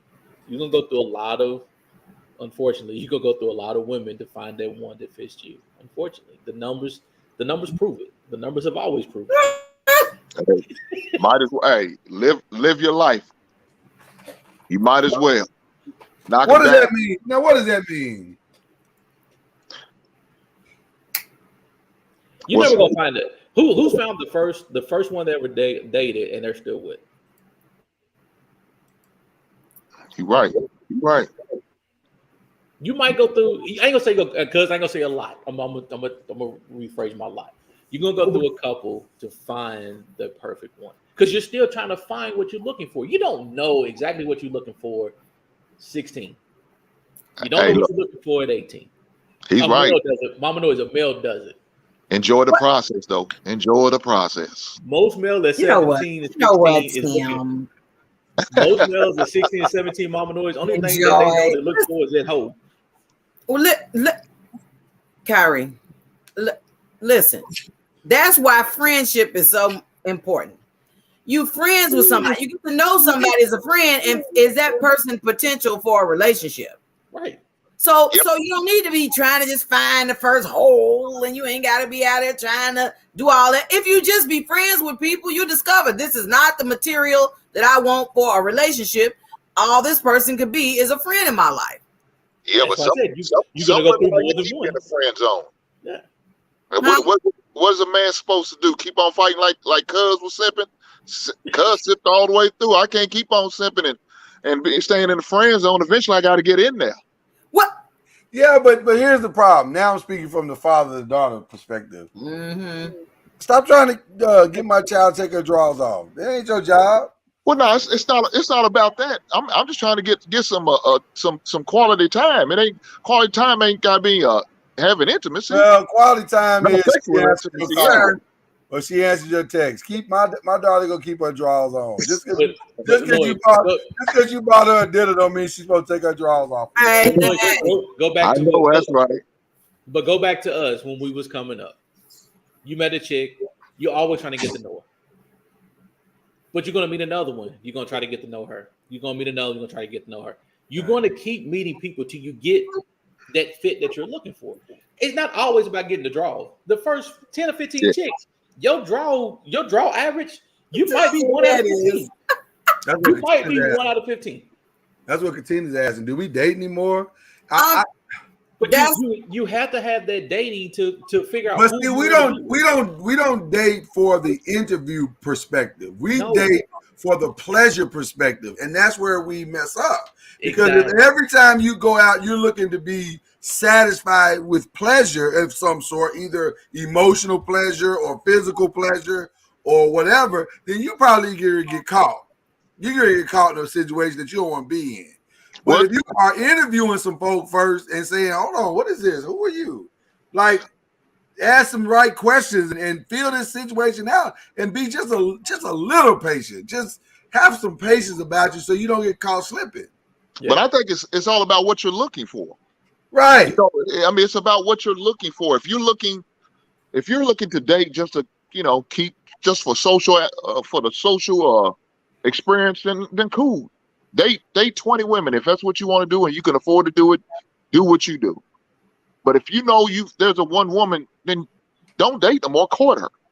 Because my definition of dating is not for any particular woman. That's not dating to me. I mean, that's not dating to me. If I'm all about a particular woman, I'm courting her. Right. I'm courting her for a reason. you know. No, But that's if the I'm first dating, time I heard that tonight. I'm sorry, what'd you say, Mama Noise? Ain't nobody say nothing about courting. What you mean by that, brother? No, but see, that was, if you remember old school rules, that was the process. Like you dating was you said we're gonna go around and see, you know, what we like or whatever. We investigating and interviewing, but courting meant okay, we exclusive. I ain't ready we ain't gonna just keep, you know, you going with somebody, I'm going with somebody. Me and you trying to figure some things out now. So Mama knows I'm putting the Jackson, Mississippi realm. Dating, courting, cousin knows. What? Why cuz get his own category? He just needed one that he's off the screen, so I had to give that nigga to come back some kind. He gonna take a shot at cuz while he's out there messing with his pork butt. He gonna come back and get me. Right, courting means I'm going to take you around my family. I'm taking courting you around also is it takes trust as well, because if you sitting there making I've known some. Let me just put it this way: I've known some people that will go as far as to putting a ring on your finger, on a woman's finger, and make her think that she's engaged to him. Ooh, and truth be told, they busy hoeing around everywhere else because they know she ain't going nowhere because she thinks she's engaged to somebody. So Man, I mean, he's still sowing in his oats now, Mama Noise. He's still well, sowing in his oats. He's trying to sow them without a ring. Sow your single self on out there. Don't be telling somebody, let's get married, because you want to hold her down like some a big old ball and chain on her leg to make sure she don't go nowhere. Bruh, just say you still out here, you still trying to find yourself or whatever, but don't be trying to say you want to get married and it's you, it's all about you, boo, and all that old BS. And the truth is that you really don't feel that way at all. You just saying, I know one girl that ain't going nowhere. So if all the rest of them fall through, I know one. This one over here in the pocket, she ain't going nowhere. We call that layaway. That sounds like my nights back at the club when I used to go to Joe's Palm Room. You know, I service the area. You know, I got that one guarantee over there, but I'm trying to get them possibles. See what them possibles are about. And if them possibles fall through, I'm going Old Faithful. Old Faithful always gonna come through. Got that big joke and that little joke. I'm just saying, because exclusive to me means exclusive. It does not mean hold your place like a placeholder.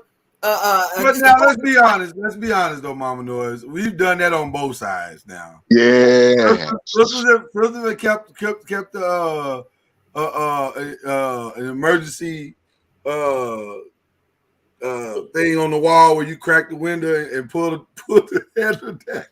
Yeah. Willie Earl was always available when you needed Willie Earl. Right. You know, some of them ladies had that rainy day fun, man. You know how it was. Either they kept him on speed dial or they kept him in the drawer.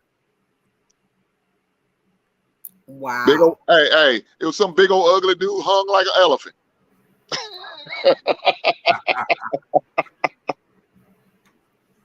Oh. And he understood the assignment. He knew what he had to do. He got got that phone. Can blow you back out and go home. He got that phone call. He knew exactly what it was. Hello. I mean, it's nothing to be proud of. If you are in an exclusive relationship, I think women are more likely to stay committed in an exclusive relationship. No, we're not saying they're not. But we it's 2022. I don't know. Wow. I got 2022 got some problems. I ain't gonna hold you. Y'all dealing with stuff I ain't had to deal with. The math is horrible for the women now, man. Yeah, it's rough out here for y'all. I ain't gonna hold you. I'm telling you, they're gonna have to get them golden girl moments. Nope. Somebody got to be a Rose and a Blanche. Nope. And a Sophia. Nope. Sora Yvonne said he's the maintenance man. We not sure. We on the next one. Read the next one. You see what I'm talking about? That's why you only be in the chat. Willie Earl calls to check in and see how you doing. Willie Earl call check in. Willie Earl keep the refrigerator full. Yeah. But listen, Willie What's Earl. Going on, big head. Man. Listen, Willie Earl is the guy who's at your workplace that says, "So how did it go last night?" He didn't turn out to be what I thought he was. He ready to come say, always got you. You know I got you, right? Willie Earl, he's ready to cape up. Willie Earl dropping off groceries and Yeah, go ahead and say it. Go ahead and say it. he said, I have all the things you ordered. You want me to take care of it? I got That you. was the original DoorDash. Yeah. Wait. He's the one that got you that edible Rangers when it was your birthday. No, he didn't have to do that. And put Willie your Earl didn't have boyfriend. to do that. He did not have to do that. No, Willie Earl did that and put your boyfriend's name on it like he really sent it to you. no. So all your friends at work didn't know it came from Willie Earl. They thought it came from JoJo. God bless you, Willie Earl, man. Appreciate you, bro. And she knew who it came from. She knew her boyfriend didn't send it, but I know y'all thankful for Willie Earl. Stop playing. Yeah, they love Willie Earl. Willie Earl been around forever today. See, Tara confirmed it. Hey, big head, what you doing? See what I'm talking about? That good morning text in the morning. Hey, how you? Good morning. Good Hey, morning. boy, Lord, that truth started to come out after 9, don't it? Everybody confessing. The confession is going on. Yvonne said she got work husband. See? I never like that. Don't even get me started. Come on now. Yeah, let that truth be out. Somebody, they must be sipping on that rose, that Wild Irish rose tonight. Oh my. Hey, I'm going lunch today. You want to bring you something back? Hey, listen. I was gonna go out for lunch. You want me to gas your car up for you? Gas up your car. Now see, that's simp energy right there. Yeah, that. You gotta be careful right there. I bring your BLT from lunch. Yeah, you gotta be careful with that. You can't be filling up cars. I'm at the restaurant and I thought I'd bring you something back. What you want me to order for you? But you know how Willie Earl roll up on you at the gas station. You done left work, pull your car in the gas station. He pull in right behind. Just happened to be at the gas station. On the other. I just happened to stop over here. You gone? Yeah, talking about he just wanted to top off his tank. Yeah, that nigga's tank been full for 3 weeks. Text you on the way to work in the morning. I'm at Starbucks. What you want me to pick up? Look at Yvonne talking about, can you give me a turkey salad and a root beer?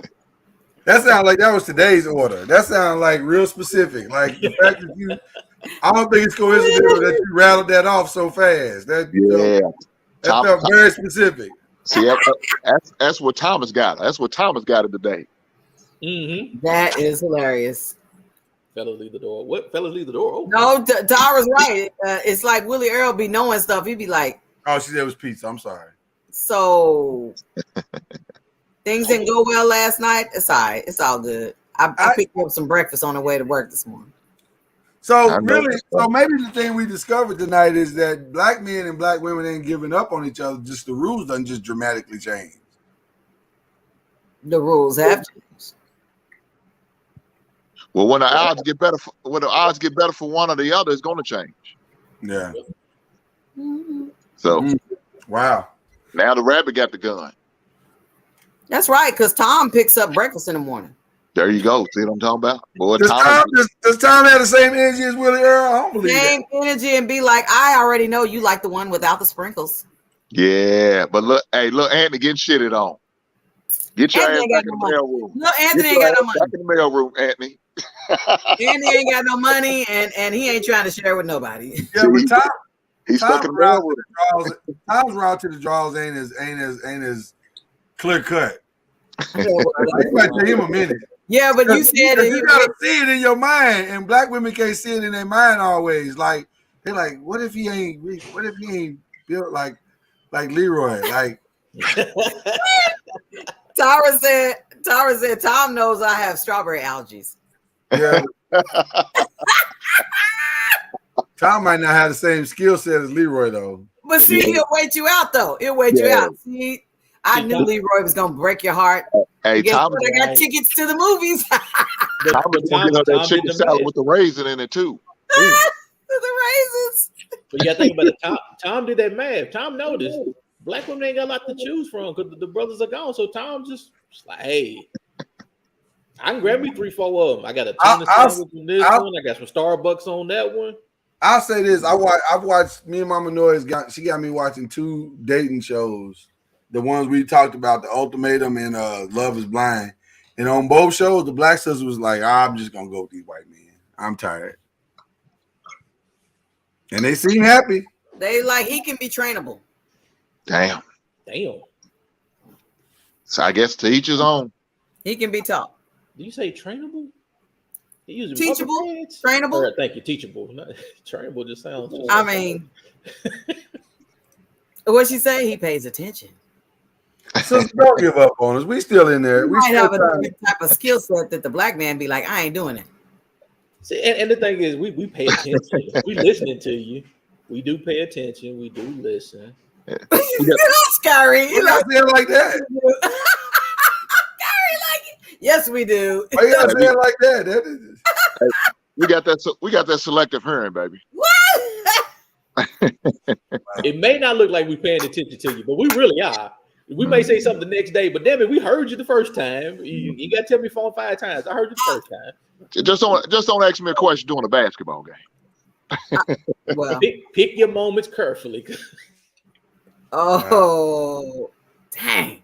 Say Leroy still ain't wearing a belt. Oh.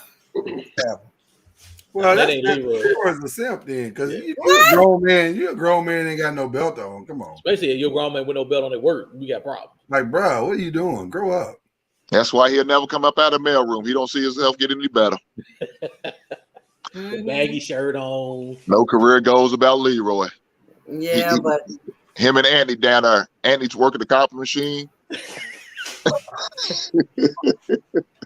Leroy, he the one that was in that text WYD.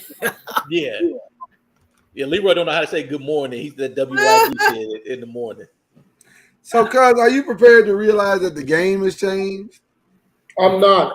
I missed the majority of the conversation. I'm sure it was good, but we're just asking the question because it feels like we've arrived at a different place. To be honest with you, I wasn't expecting, because when you start looking at the numbers and what has taken place, it looks like it's not so much that either or don't want either or. It's like the game is just dramatically changed.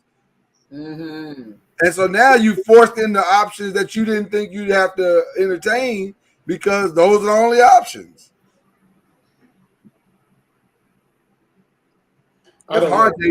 It's hard dating behind the curtain. Oh gosh. You know what I'm saying? Like, you over there, y'all seen that game, that little dating show? What was it? The one where the dating game, where the dude sit on the other side, there's a wall of 3 people. Oh yeah. Side of the wall. Well, now imagine black women sitting on one side of the wall, and it's 15 brothers over here, and they run the spectrum. Some of them are gay, some of them are bisexual, some of them are whoop your ass, some of them are broke, busted, and disgusted. But there's 2 over there that are decent dudes. One look like Jesse Williams, and the other look like Bobo. Ricky Williams. And you're trying to find happiness. Wow. That's a tough situation. That makes the game a little different, man. It's a lot of work. Meanwhile, when the guy comes on the show, there's 25 women over there, and 15 of them sisters look good. And they want to be with him. Now, granted, out of that 15, you know, 8 or 9 of them are broken, but that's okay. They still good girls. And just with a little work, they can, you know. Well, I've been hearing men say they don't want to put in no little work. I don't want to go through all this. Because it's saying the problem is that we don't want to go over the other side of the wall and pick the one that needs the work. We want to pick the one that's perfect off the showroom floor that we can just drive and go. Yeah, I don't. You don't want the ones been rode hard and hung wet. Ain't nothing sexy about that. I got your response right.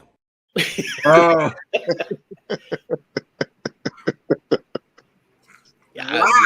Oh, God, I think Cuz silent. Is Cuz on mute? What happened to Cuz? Cuz don't know what to say after that? I'm good.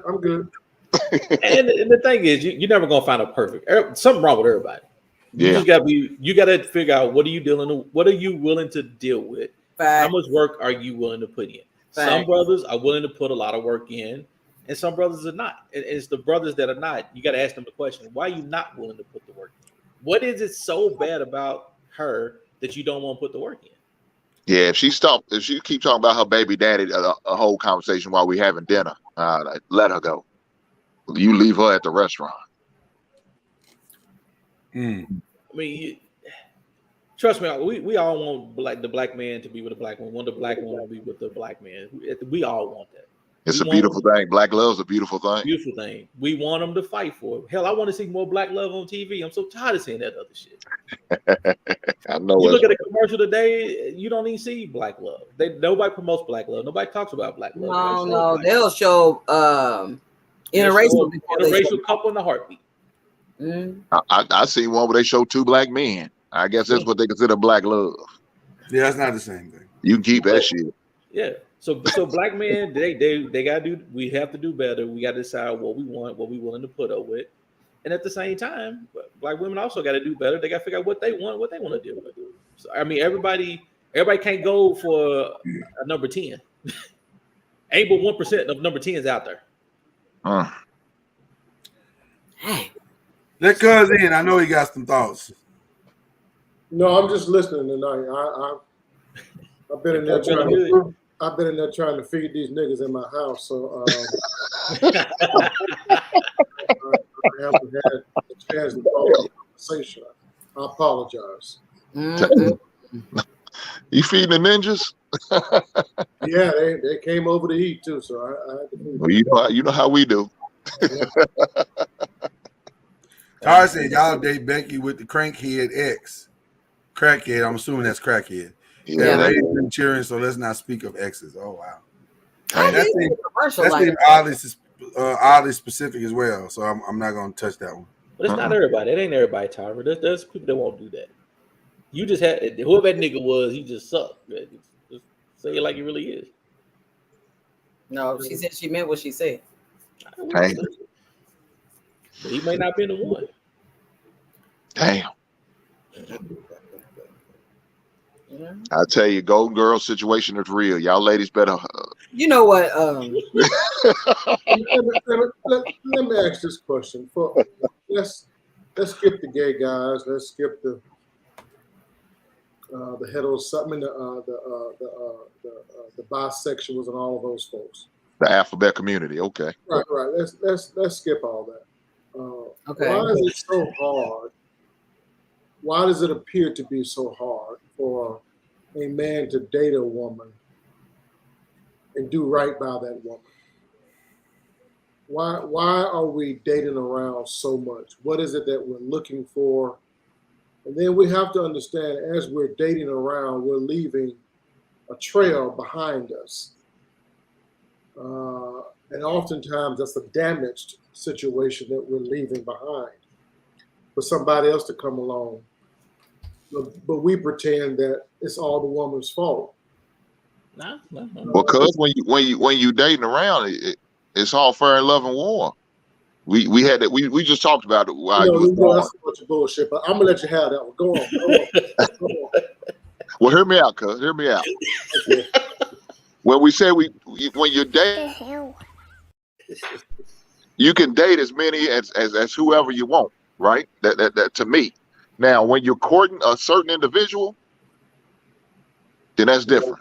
Say that word again. He heard that. Say a word again. Courting. There you go. Okay. That's a Mississippi word. Mississippi term. Mississippi, we courting. Exactly that one. You know, the problem with dating as much as you want is oftentimes it is our women that are caught up in that dating, because now she has to carry that baby for 9 months. Oh, we just having a baby. Hold on now. Hold on, cuz. Ain't nobody getting her pregnant. Well, how do we get her pregnant? Just for competition? I say something wrong? No, I'm just saying when you're talking about dating, the next thing you know, we done got her pregnant. Wait now. I mean, let's not pretend we're not fucking now. Yeah, but we might not be. I'm putting a raincoat on, cuz. We ain't going in that naked head now. We ain't going in that naked head. All I know is it is extremely difficult to find a woman in her 30s without a baby. Okay, somebody didn't have a raincoat on. Yeah, that's true. I mean, but when you are at a man of a certain age, you expect that. That's to be expected. Exactly. That's to be expected. So we're leaving a trail behind us, and then we want to pass judgment on the trail that was left behind us. We want to call her names and say that she ain't worth what? Wait. Cuz I'm confused, brother. I'm confused. I'm deeply confused. I understand. Because I believe we have an obligation as men to do right by the women that we spend quality time with. And too often we treat them as if it is a game of love and war. And it's not a game. You're dealing with the lives of our women. And we out there sticking and moving, just like boys do. But once we reach manhood, we should respect a woman enough to know that if I'm going to spend that quality time with you, I need to do right by you. What does that look like? If she's good enough to fuck, why ain't she good enough to be with? But again, because you kind of help answer. Did I say something wrong? Did I go too far? No, you kind of answering if we oohed and awed in order to fuck her, why can't we spend time with her? Some women ain't good enough for that. Some women is all they good for is a nut. Whoa. Oh wow. I'm just saying, I'm keeping real. Wow. Well, this escalated quickly. I didn't see that. That's a level 2. Yeah, I felt like that was a level 2. What the hell? Because, but that's the question. Lord, you know what you get when you get with me, baby. I'm sorry. I didn't mean to take your channel down. But during your dating phase, cuz you're dating. Now, should you be smarter and make sure you're wrapping up while you're dating? Hell yeah. That's something we gotta teach our young boys, that you gotta date to figure out who you want to be with. But boys have to learn to put damn condoms on. Shit, they're free every damn where you go down there. So they gotta learn how to do that. Same way women also gotta learn. Don't let the nigga get their ass either. Make them work for it. But you're going to date until you find that person that you want. Until you find that person. But honestly, Ron, what's the purpose of dating? Now let's nail down. Let's nail this one down. Purpose of dating to figure out who you want to be with. To figure out who you want to be with. You want to figure out a person. You cannot tell me, because the first chick that you ever got with was the chick you was gonna marry. Because if you did, you wouldn't be married to the chick that you wouldn't have. Oh. Because the first piece of ass you got when you was 10 years old would be the same chick you was with now. I was 8. Well, my fault. I gave you 2 years. 8. That's called child molestation, my brother. I mean, that's facts. What is going on here? But you date to get to know the people. Okay, you date to get to know the people. You date for experience. You date for experience. What kind of experience? The soap game experience, Mama Noise. Oh my! This your 8-year-old gonna get us fined. Get off the show. If I'm trying to figure her out, if I'm trying to get to know her, the question is, do I really know myself? Well, you're learning in the process. Oh, we're in the process of learning. Yeah. So we play adult games while we're right on the job training. On the job training. Nope. I'm gonna say this. This is just me. I don't want any of my children out here experimenting with you niggas. On training with none of you niggas. I mean, I want my daughter to go in as ignorant as she possibly can. You don't know. Here's white, baby. Here's snow. I know that's right. So everybody want that kid person. Yeah. Don't have your daughter take around and go heathens. Then you don't put your daughter outside. Don't let her leave the house. You need a homeschool. You need everything that you got to do. What's your That's point? the only way you're gonna keep. Sorry. Go ahead and get out the car. Well, Ryan sure know how to piss on a man's cereal, don't he? I have a daughter and 3 sons. I know that's right. Hey, look, Lord. I told my son, don't fall in love with the first piece of ass you get a hold to. No, sir. And I had to tell my daughter. Hold on. Even the women said dating is entertainment. Huh? Go back to that comment. She said dating was entertainment. There you are. No, she's saying, quoting is that what y'all. you're saying? I think she's quoting y'all. Yeah, that's what she's saying. She's quoting Right. you, not that she's in agreement with that. I mean, They that's said what I Steve said. I, Harvey was said right. I did say it was entertainment. It's a form of I can't get down. I can't get down with the entertainment thing. But you're okay with experience. No, I ain't okay with nothing. So what is dating? So what is dating doing then? I think dating should be like an interview. You trying to figure out who this dude is. Well, you don't always get it on an interview. You ain't got to be butt naked to figure out how somebody is. Right. So you can date. You can have multiple interviews. Oh. You may interview Willie Earl this week. You might interview Leroy next week. JoJo the week after. I think don't forget about Andy in the mailroom. I think a nigga need to send in his application. Listen. Let's see what this application is, and then we'll talk about whether or not we need to create an application. Let me say this. And y'all excuse me. God knows, and these gentlemen on here know I respect you guys, but a large portion of what's being said tonight is a bunch of bullshit. because if we believe, the purpose of us dating is to get to know a person, if we believe that the purpose of us dating is to get experience,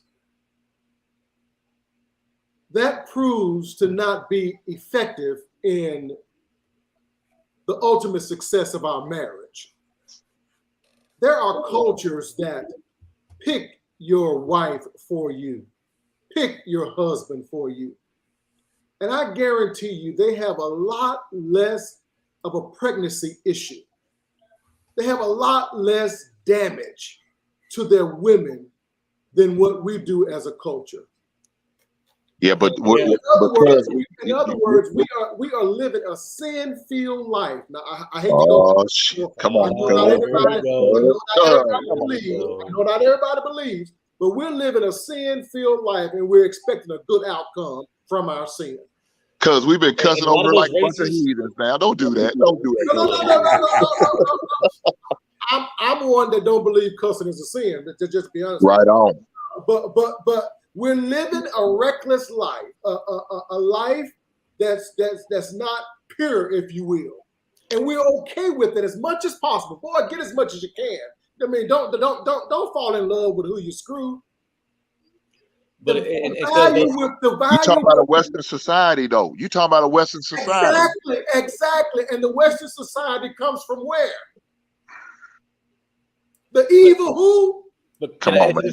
So those same cultures that you just said that marry, the parents pick who they marry, and all that are the same cultures who women don't have rights to do shit. Yeah, I was gonna say that sounds. I mean, the theory of what you're saying makes sense, but the reality probably ain't quite there. Because only for this reason. Because while yes, there is a very protective nature in the regards to you're not just gonna be out here screwing. We're gonna arrange this marriage. We're gonna put this thing together for you. There's also an emotional, mental, and even dare I say spiritual disconnection that is taking place. That you're trying to force something to make it work that may or may not work, which kind of speaks to a kind of an abusive quality if you think about it. But that same culture that we're talking about, I'm not sure who y'all talking about, but I'm talking about Indians in particular. That's what we're talking about. We're talking about the same people. Okay. The same people. The Saudi Arabians are a different breed of people. That's a different story. That's even more forceful. Yeah. That's different. But I'm talking about the Indians in particular. Those people are, as a whole, they're thriving. And they stick together tighter than thieves. We are using one another, and we're broken as hell. But the white people are doing the same thing we're doing, and they're thriving. Well, I don't aim to be like the white man. I don't know about you, shit hell. But you want to be like the Indians? No. I want to be like what I believe to be right. I feel like the show is finally complete once we got that shit out. That is a man and a woman coming together. That's what I believe is right. I'm not trying to live like the white man. I'm all for it. I'm trying to live my best black life. I know that's right. I'm with that too. Okay. By feeding them ninjas. Yeah, I think they got out of my house now. Yeah. They done ate and left, huh? So how was the bacon? How was the bacon? We want to know how the bacon was. It was good. It was really good. Smoked the hell out of it. Damn. Was that the bacon you were smoking or something else? Pork belly. Pork belly. Oh my goodness. I'm gonna say, as long as it wasn't them left-hand cigarettes, you good. No. That was pork belly and some fried cabbage. Oh, that's a good meal. That sounds good. Oh, that sounds good. Hey, Mama Noise, could you imagine having an arranged marriage for your daughters? I could. Don't give Lloyd no ideas. Absolutely. I'm trying to work on that right now, nigga. So you vetting the men right now, huh? Yeah, That's you right know, as we speak. since our daughters was born, my husband has always been like, he's a potential son-in-law. He's always vetted. Her prom date was vetted. Her homecoming date was vetted. But we gonna help you. We want you to have a relationship that's gonna prosper. Think about how broken the dating process is for us. Well, not only just that, think about how broken the prospects are. You understand what I'm saying? So you gotta vet it to some degree because this new generation don't even really know how bad it is. They don't really know. They don't understand because societally we've allowed everything to be now. Now you can be whatever you want to be and choose your own gender and choose your own pronouns and choose whatever you want to be. So it takes us being way more active in the process because they don't understand the foundational elements of what it should be, what it should look like. Did any of us on here as men, did we marry the perfect woman? The whole What do you mean woman, by perfect? The whole woman, the perfect woman that had it all together? Or did we Lord, don't you answer this question. Or did we have to do some work? Lord, don't you say a word. I don't mind saying. I don't think she'll mind me saying it. I had to do some work. Some work. We had to work on each other. Absolutely. We had to work on each other. That's like a good political correct answer right there, brother. Good job. Hey, say my first time. You had to do some work? Yeah, I had to put work in. Tim? But also we dated for a long goddamn time. Okay, so we all married in our opinions now. Come on now, let's be real with each other. We all married as men, women that were broken. Yeah. That needed a good man in their life. Yes. Yes. And where are you going with this? Okay, I just want to make sure because remember now we were dating to find the good one, the right one. Yeah, I did. That was my whole point of dating. And we dated for a long time. Part of our dating was us getting to know each other because when we first met, I didn't know who the hell she was. But you still married someone that was broken. That's my point. Everybody's broken. There's no perfect person. That's my point. So but when I met my wife, the girl when she was younger, I didn't know shit about her.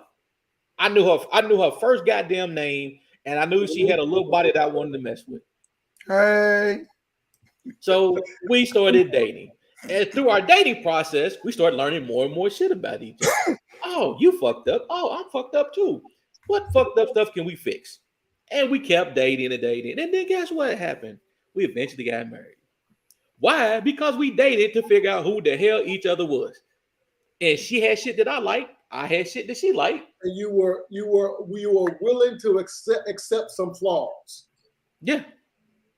But I didn't learn them flaws until we started dating. So back to the dating process. But there are flaws. Everybody has flaws. Okay, but here's the part of the conversation that you're leaving out. That sounds fine and simple, and I get it. That's fine. But here's the part that we're leaving out, and because I think this is what you're trying to allude to, but you just I don't know why the fuck you dancing like you dancing tonight, but you are. The problem is they're going to answer the question for me. I don't want to answer for them. Well, still, you dance. As old folks say, let's cut the field. Okay. Here's the reality. Yeah, he found the perfect woman for him, and they decided to work on it. But that don't mean there's not a trail behind them of broken heart. Oh, I didn't say one no trail behind me. He got And some that's- bumpers. And that's the reality. Say that one more time, Mr. Noise. I'm just saying, I would like to say, I wish I could say that I didn't slaughter some folk on the way to finding the perfect woman, but I did.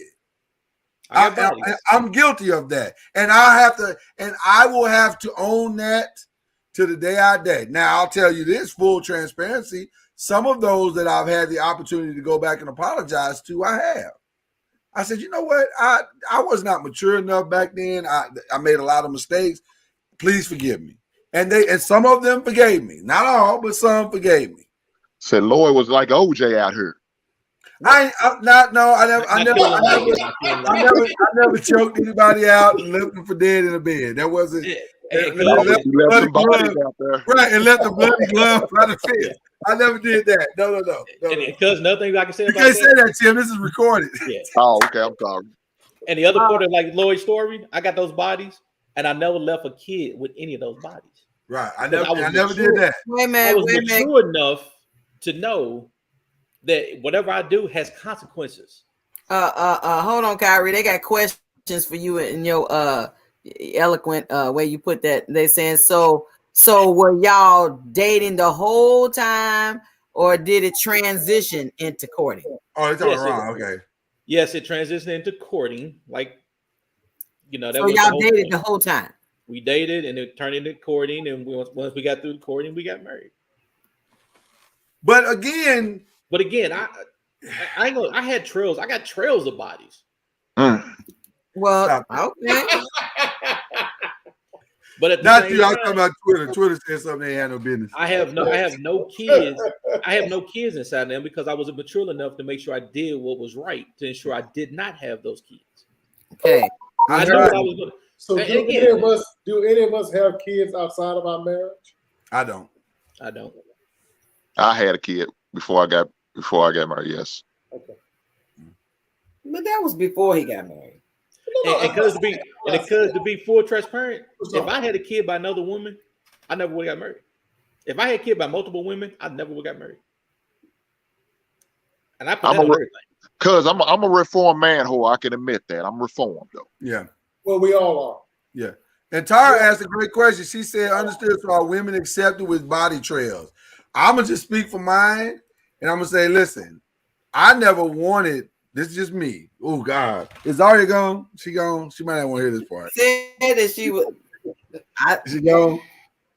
She might not want to hear this part. Zaria, log off. Lord. Yeah, log off. Just knock the wall or something, or yell out from the other room or something. Because this one going to sting. You better get to it before you forget it. I ain't gonna. This is my truth. This is my reality. I mean, because you got Anthony Bruce in the chat putting all the bones and receipts. You know what, nigga? Anybody ask you for nothing? Anybody ask you to say nothing? Boy, that's what happens when you get your friends on here, boy. I'll tell you. Talking about you got a rating. Okay, so here's my truth. From the mail room. Yeah, he does work for the post office. He did. Here's the truth. I did a lot of shit I shouldn't have done. Right? I didn't want a virgin because of that. I didn't think that was fair. In my mind, I said, it's not fair for me to ask my wife to come to this marriage if I decide to get married at some point. And she's been with nobody and she has no experience. And I got all the experience. That's not cool. Because now I'm coming with certain expectations that she clearly can't fulfill. So if I'm to marry somebody, she needs to have had, I hate to say it, but it's the truth. She needs to have had some experiences, her own trail. I got to accept the fact that I'm not the only one, because that's what's fair. You know what I'm saying? I know that's a weird thing, a weird thought process, but for me, I just didn't think it was right to marry a Matter of fact, here's even more disclosure. In college, there was a young lady that I dated, and she's gorgeous and beautiful, and she was feeling me and was like, "Oh my God, you treat me so well, blah, blah, blah, blah, blah, blah." And then we got into that conversation, and she said, "Well, you know, I am a virgin." I was like,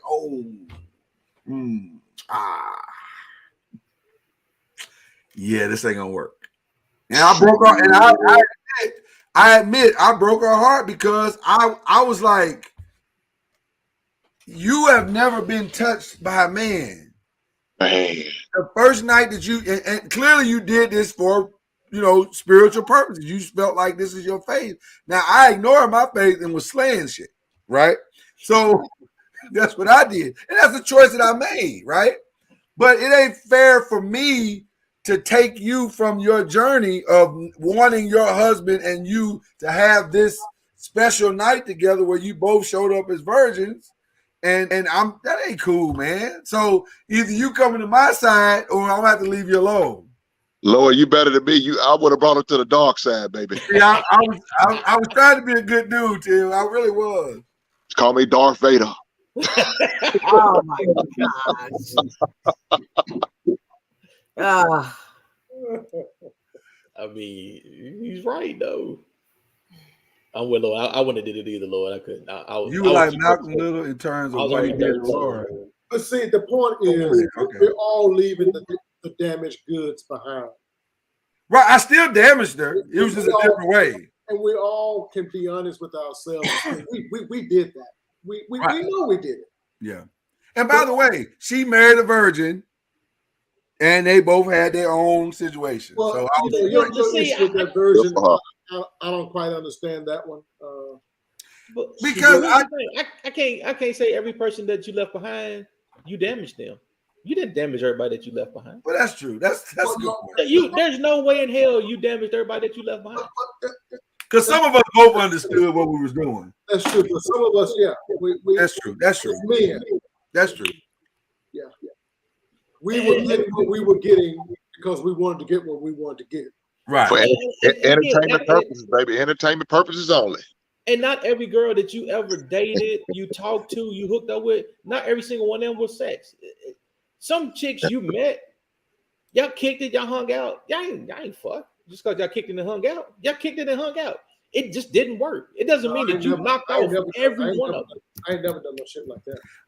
Yvonne, I did break her heart, but it was the right decision. It was the right decision because she wanted a godly, spiritual experience that I could not give to her. I couldn't be a virgin again. I knew too much. So you can't roll the clock back on that one. You can't roll the clock back on that. Yeah, I can't roll the clock back on that. So Lloyd wanted to give her that heathen. Listen, I can't unknow what I know. I can't unknow what I know. So I ain't never done right. I did break her heart, but I think it was I believe she would say it was the right decision. It worked out. Because you gotta understand, there are certain cats, dude. They date and they never get none. It happens, man. They date and never get none. Yeah, it happens. That's why I said you can never say that every person you ever dealt with, you're gonna leave damaged goods behind. Because it's not true. Well, I never dated nobody that I didn't fuck. I don't know. Never? Y'all self doing. Nigga, you got a hell of a track record. Never. Wait, hold on. Never. Cuz say it again. Maybe I misheard. I mean, I'm never. Hey, look, everybody had the same reaction at the same time. Wait a minute, what? You were dating somebody that you didn't sleep with? Yes. Yeah. Either we were friends or we were about that life. Oh, that's a great question. Hey, I ain't gonna lie. There was some female friends I tried to knock her down too. I ain't gonna lie. It just didn't happen. Mm. And no, but I wasn't gonna do like cuz and continue to fight for. I moved on.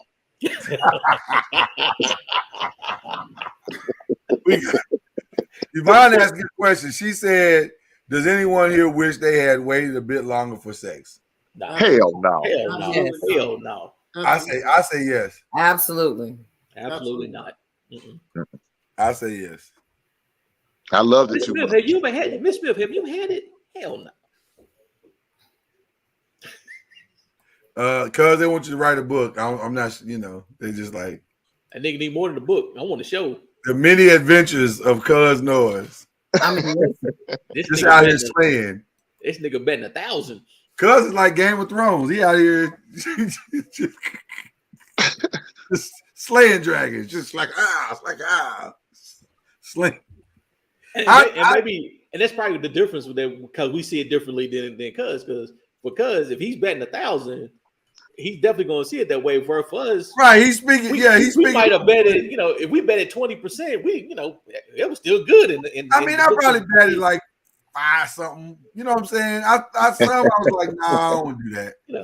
It might have been 320. I've left some out there, bro. I've left some out there that folks question me on, like, dog, you left that out there? Yeah, I left that out there.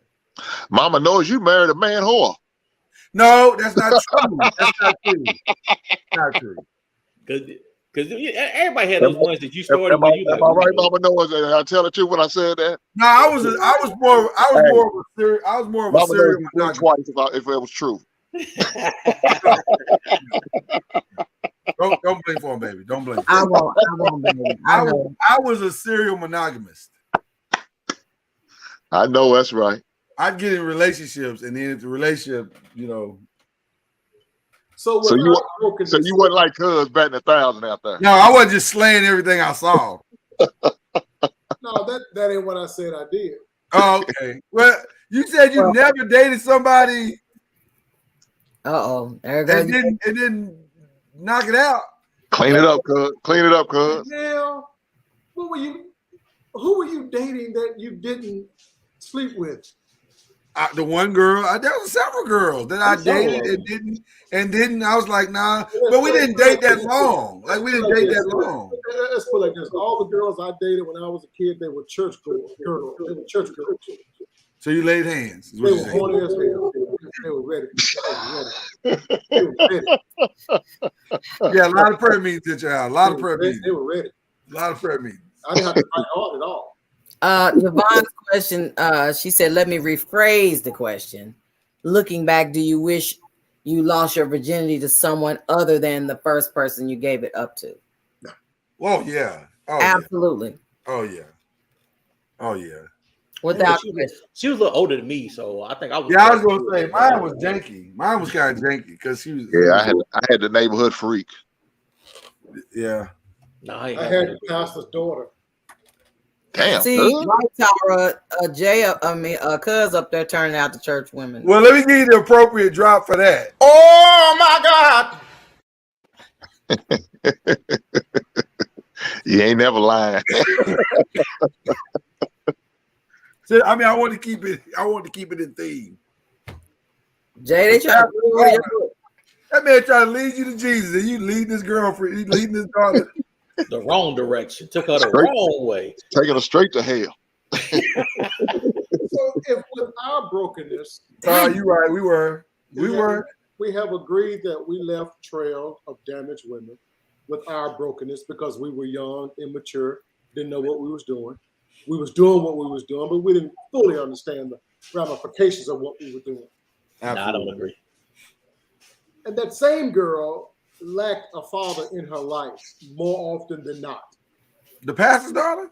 Pastor's daughter? I'm talking about girls in general. In general. Okay, I was going to say, because you just said it was the pastor's daughter. More often than not, that girl lacked a father in her life. Some might have had daddy, but more often than not, she lacked a father in her life. So she came into it with brokenness. Did we reinforce her brokenness? Sometimes. Come on now. I mean, we being honest. Are we being honest tonight or what? Yeah. Okay, sometimes. Because we didn't know not to. So I'm not going to take blame in the sense of I'm the man, I should have known better. Shit, I'm a kid. I don't know no better. I don't know no better. That's why I did what I did. And as a kid, you didn't know she was broken. Right. I didn't figure out she was broken until years later. we use this broken term. Everybody's broken. There is not one person in this world is not broken for something. They're all broken. Everybody's broken. So that's just another term we throw out there. As a kid, agree with that. I had no freaking clue. She looked good. She was where she needed to be. We did what we had to do. Cause they saying you found that girl I broke up with, and next thing you know, it was over. You turned that little girl out. Shame on you, cuz she was trying to, this good Christian girl, and she's just trying to do the right thing. And here you go. No, I definitely think we broke them further. Did you? Some girls, yeah, but we didn't know that we were breaking them further. That's the thing. I didn't know. I don't know what I don't know. Right. You know what I'm saying? So, okay, as we are cavalierly going through life for entertainment purposes only, and enjoying our lives, we are consistently reinforcing damage. We are consistently reinforcing the pains that our women feel. Are we not? Okay, but here's the part. I don't disagree. Let me start by saying that I don't disagree. But I think it's not just their pain that we're reinforcing. We're reinforcing all of it. We listen. It's a bunch of reckless people. You know what it is? It's bumper cars. Bumper cars. We're all in these cars with no direction, creating sparks at the top and confusion at the bottom. And that's what we're doing. We're just running into each other, crashing into each other over and over again until we finally decide to get off the ride and do something different. And that's what that process is. It's just raggedy bumper cars where we don't know no better. It sounds like fun. Ooh, let's run into each other constantly and over again. But the truth of the matter is, when you look back at it, bumper cars wasn't that fun. It was okay, but it wasn't like I ain't never seen nobody that went to a Six Flags or Disney World and walked away saying, man, the best ride was bumper cars. No, you just got on it and did what you did. So do we ever as men sympathize or empathize with our Black women and the pain that they've gone through? Do we care? Do we care? I do and have. So I can, and I've shared that, so I'll let you guys answer. Do we care about our damaged women? At 46, I do, but you talk about 15-year-old Tim. He wasn't caring then. He just trying to get his rocks off. 15-year-old Tim didn't know what damage was. Man, look here, man. I didn't know what damage was. I didn't know what broken was. I didn't know about. I don't think broken. I'm thinking I'm trying to break something off. So then, if we know better at 46, why aren't we teaching our? I'm not talking about you, Tim, and Ron, you guys in particular, but why aren't we as Black men teaching our boys to honor our Black women, to treat our Black women with? Why aren't we doing more of that? We've come to the conclusion that their pain bodies started in childhood. We reinforced them along the way, and now we're pretending that they don't matter. Why don't we treat them with more respect? Because you're asking people who are broken, and that's the sense we're using. We're grown now, Ron. We're grown. Oh, no, you're asking broken men who were never fixed, never taught to be fixed, to all of a sudden, I care about them. If you've never reconciled the fact that you're broken and decided to fix the fact that you're broken, you're never going to teach the person below you not to be broken. Hey, cuz, let me say this. You treat a hoe like a hoe. You treat a lady like a lady. I'm just saying. Sorry, Mama Noise. I'm sorry.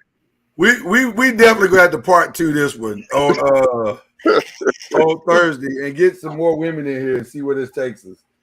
So Mama Noise, you got your assignment. Yvonne and Tara. Nah, I'm scared of them. And so you should be. I ain't scared of either one of them. You the one who said you were scared, now you want to backpedal. You know I talk crazy to all of them. You know about me. Bring them on. I talk crazy to all of them. Woo, this escalated quickly. Yeah, we had to part two this because we done.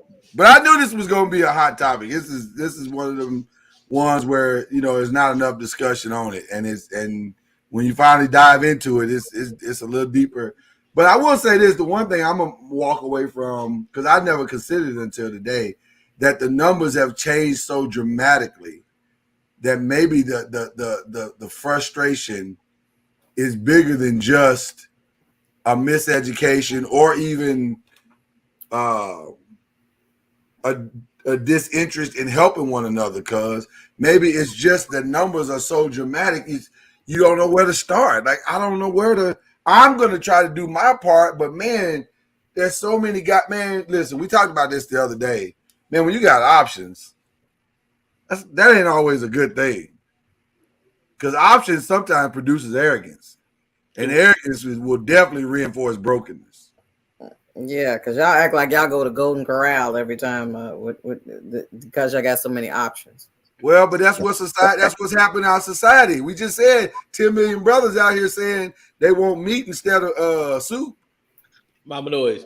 Did we just talk about the SI swimsuit picture today? That was options. I know that's right.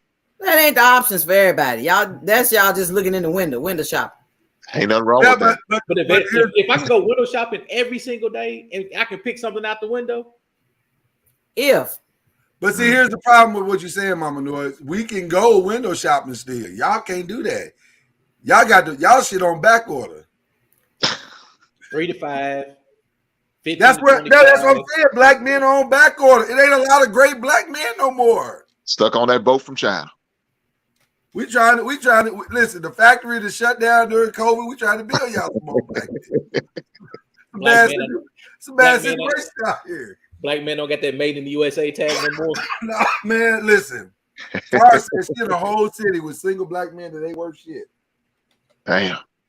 What was it? Did Yvonne say it's 25-1 wherever she's at? Right, it's 25-1. So if it's 25-1 in one location and a whole city ain't worth nothing, a quarter over here, man, you got to import your black man. You got to go to Africa and try to fly you one in. I might have to go. I might have to come on down to Fort Worth, Texas, huh? See what's going on down there. I don't know why you said that. I can't go for a walk without having to be watch out there. Watch out there now. Watch out there, Mama Noise. There she go trying to flex. I'm sitting there going, can I talk to you for a moment? Shit. Your name is Kenyatta. Some dude rolling up with some my name. Some dude rolling up with the gray sweats. Rolling up, I was like, "Oh my gosh, sir! Here you just need directions. It's right over this direct. And what your name is? Oh, snap! So no more build a birds, build Negro now. Is that what we at? Build a nigga, yeah. Build a nigga. Tara is literally import niggas in. She's like, I got to fly these in. She ordered niggas on Amazon. Like she only. Hey, you know what? That don't make no damn sense. What she got bringing nigga in?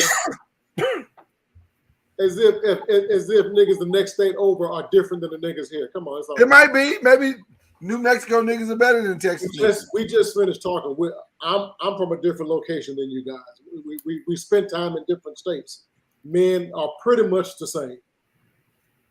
Boys especially. We all trying to do what we want to do. I don't know. Them Southern gentlemen are in the category. Trying to slay them dragons, baby. You can find a good man, but it doesn't matter what state he's from. Vaughn said she's going to Hawaii. She leaving the coastal. She wants a Samoan. She living in inland. She's going. You got Hoish Hawaiians too. Oh yeah, I had a Sora over in Hawaii, and man, she was like, "It's just too many choices over here." Oh shit, Stella got her groove back. Yeah. Yeah, now she told you because she getting flued out. Ain't nothing wrong with that. She trying to build her nigga. She's definitely building a nigga. Oh. She dating Nothing wrong with that. Get flown out, baby. Get flown out.